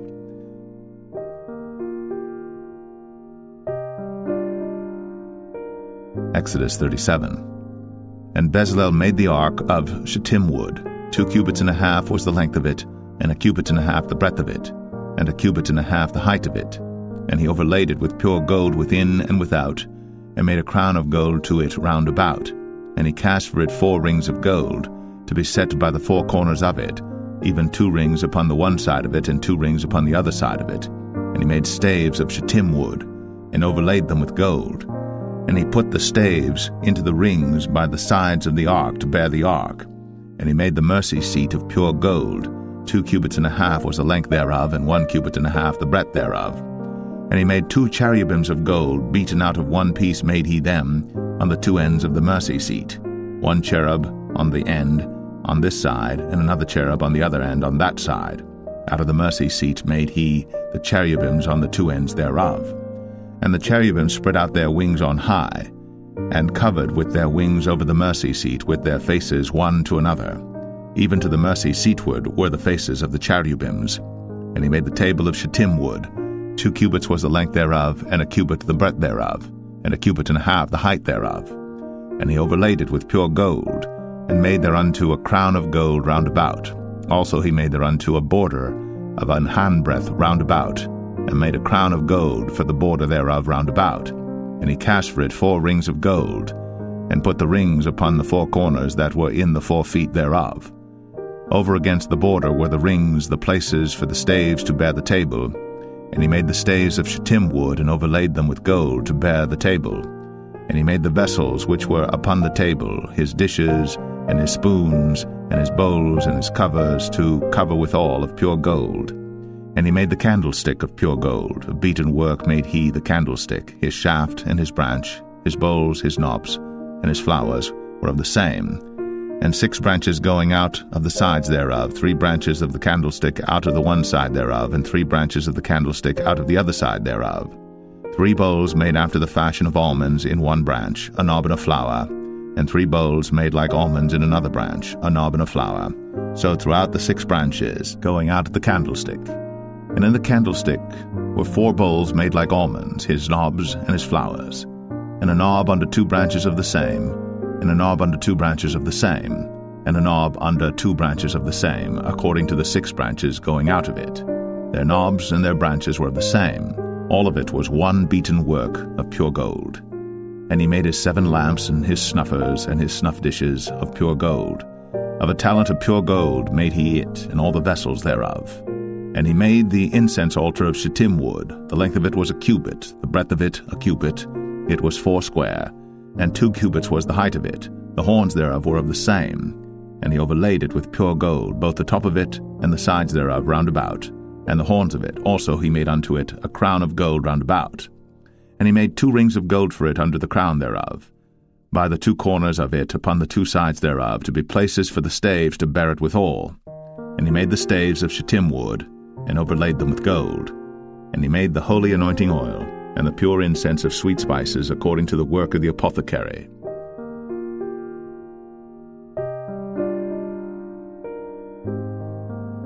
Exodus 38. And he made the altar of burnt offering of shittim wood.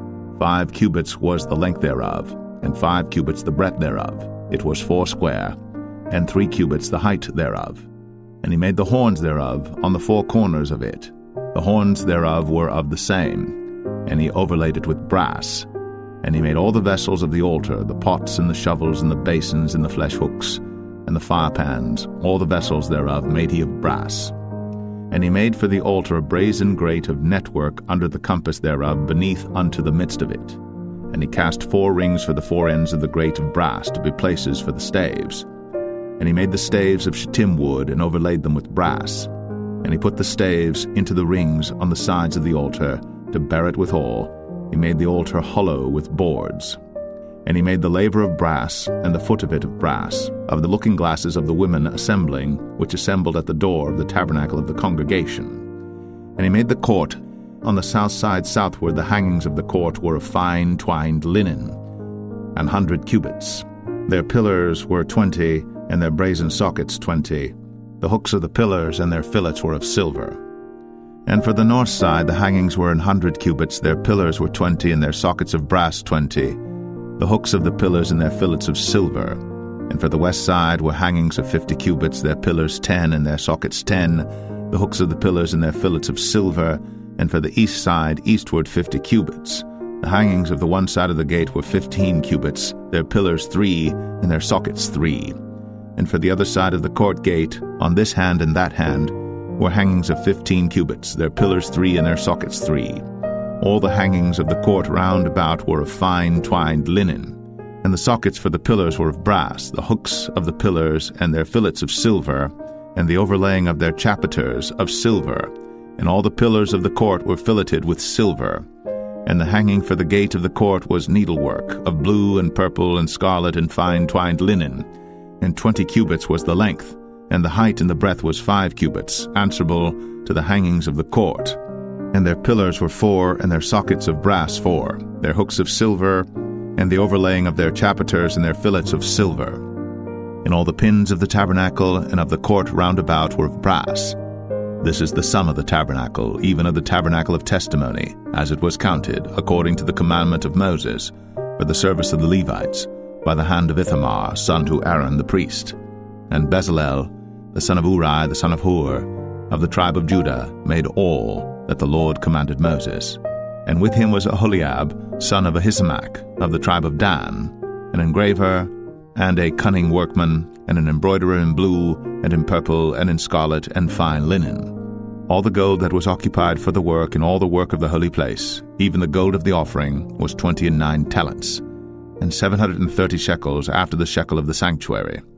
And the silver of them that were numbered of the congregation was 100 talents, and 1,760 shekels after the shekel of the sanctuary.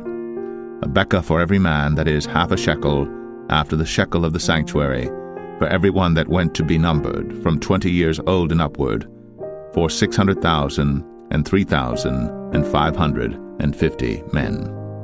And of the 100 talents of silver were cast the sockets of the sanctuary, and the sockets of the veil, and 100 sockets of the 100 talents, a talent for a socket. And of the 1,775 shekels he made hooks for the pillars, and overlaid their chapiters, and filleted them.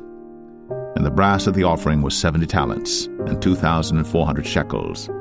And therewith he made the sockets to the door of the tabernacle of the congregation, and the brazen altar, and the brazen grate for it, and all the vessels of the altar, and the sockets of the court round about, and the sockets of the court gate, and all the pins of the tabernacle, and all the pins of the court round about.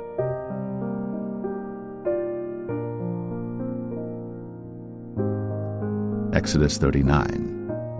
And of the blue and purple and scarlet they made cloths of service, to do service in the holy place, and made the holy garments for Aaron, as the Lord commanded Moses. And he made the ephod of gold, blue and purple and scarlet and fine twined linen.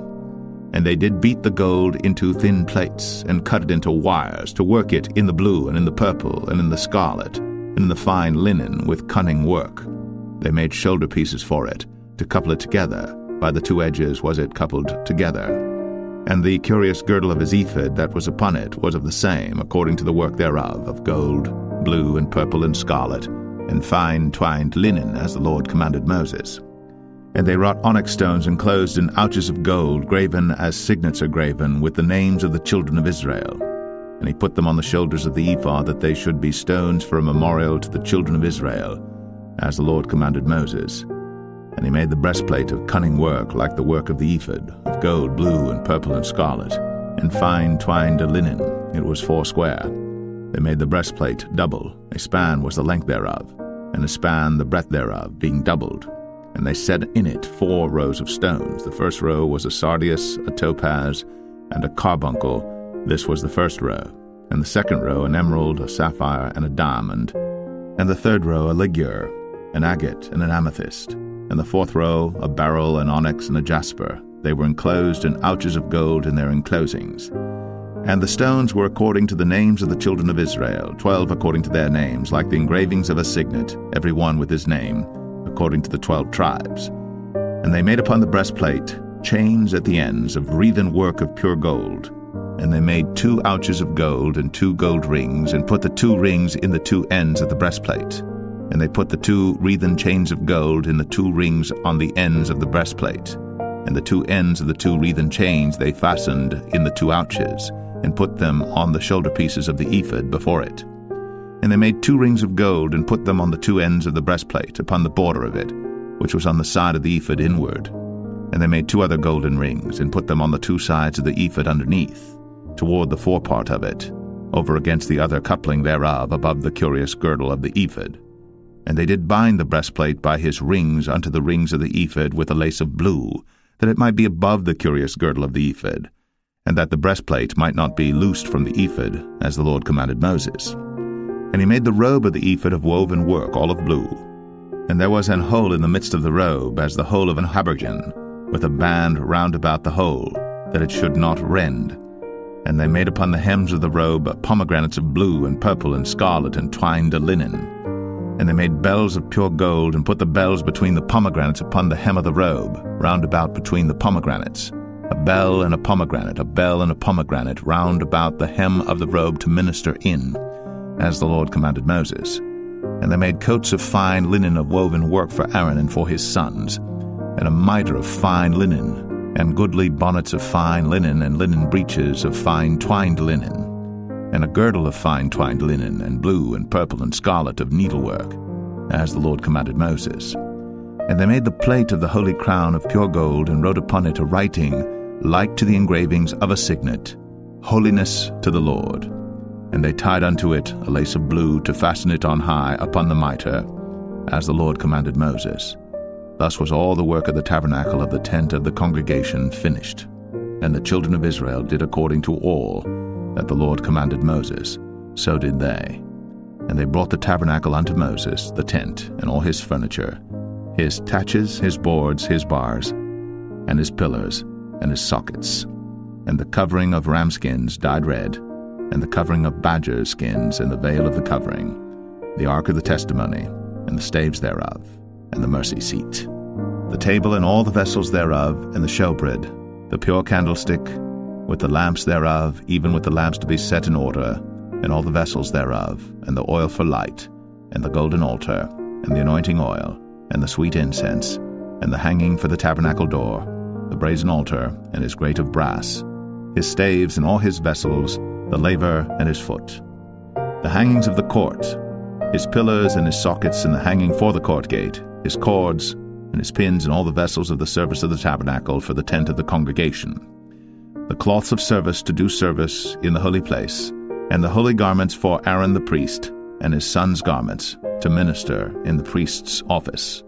According to all that the Lord commanded Moses, so the children of Israel made all the work. And Moses did look upon all the work, and behold, they had done it, as the Lord had commanded, even so had they done it. And Moses blessed them.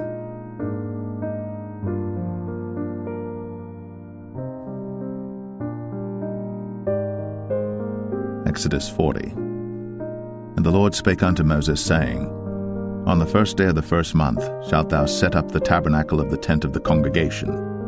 And thou shalt put therein the ark of the testimony, and cover the ark with a veil.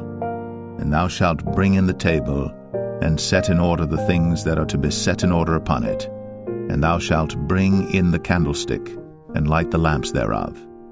And thou shalt set the altar of gold for the incense before the ark of the testimony, and put the hanging of the door to the tabernacle.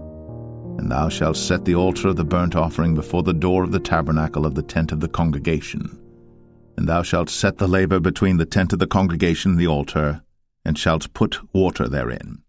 And thou shalt set up the court round about, and hang up the hanging at the court gate. And thou shalt take the anointing oil, and anoint the tabernacle, and all that is therein, and shalt hallow it, and all the vessels thereof, and it shall be holy. And thou shalt anoint the altar of the burnt offering, and all his vessels, and sanctify the altar, and it shall be an altar most holy. And thou shalt anoint the laver and his foot, and sanctify it. And thou shalt bring Aaron and his sons unto the door of the tabernacle of the congregation, and wash them with water. And thou shalt put upon Aaron the holy garments, and anoint him, and sanctify him, that he may minister unto me in the priest's office. And thou shalt bring his sons, and clothe them with coats. And thou shalt anoint them, as thou didst anoint their father, that they may minister unto me in the priest's office, for their anointing shall surely be an everlasting priesthood throughout their generations. Thus did Moses. According to all that the Lord commanded him, so did he. And it came to pass in the first month, in the second year, on the first day of the month, that the tabernacle was reared up. And Moses reared up the tabernacle, and fastened his sockets, and set up the boards thereof, and put in the bars thereof, and reared up his pillars. And he spread abroad the tent over the tabernacle, and put the covering of the tent above upon it, as the Lord commanded Moses. And he took and put the testimony into the ark, and set the staves on the ark, and put the mercy seat above upon the ark. And he brought the ark into the tabernacle, and set up the veil of the covering, and covered the ark of the testimony, as the Lord commanded Moses. And he put the table in the tent of the congregation upon the side of the tabernacle northward without the veil. And he set the bread in order upon it before the Lord, as the Lord had commanded Moses. And he put the candlestick in the tent of the congregation over against the table on the side of the tabernacle southward. And he lighted the lamps before the Lord, as the Lord commanded Moses. And he put the golden altar in the tent of the congregation before the veil. And he burnt sweet incense thereon, as the Lord commanded Moses. And he set up the hanging at the door of the tabernacle. And he put the altar of burnt offering by the door of the tabernacle of the tent of the congregation, and offered upon it the burnt offering and the meat offering, as the Lord commanded Moses. And he set the laver between the tent of the congregation and the altar, and put water there to wash withal. And Moses and Aaron and his sons washed their hands and their feet thereat, when they went into the tent of the congregation, and when they came near unto the altar, they washed, as the Lord commanded Moses. And he reared up the court round about the tabernacle and the altar, and set up the hanging of the court gate. So Moses finished the work. Then a cloud covered the tent of the congregation, and the glory of the Lord filled the tabernacle. And Moses was not able to enter into the tent of the congregation, because the cloud abode thereon, and the glory of the Lord filled the tabernacle. And when the cloud was taken up from over the tabernacle, the children of Israel went onward in all their journeys. But if the cloud were not taken up, then they journeyed not till the day that it was taken up. For the cloud of the Lord was upon the tabernacle by day, and fire was on it by night, in the sight of all the house of Israel, throughout all their journeys.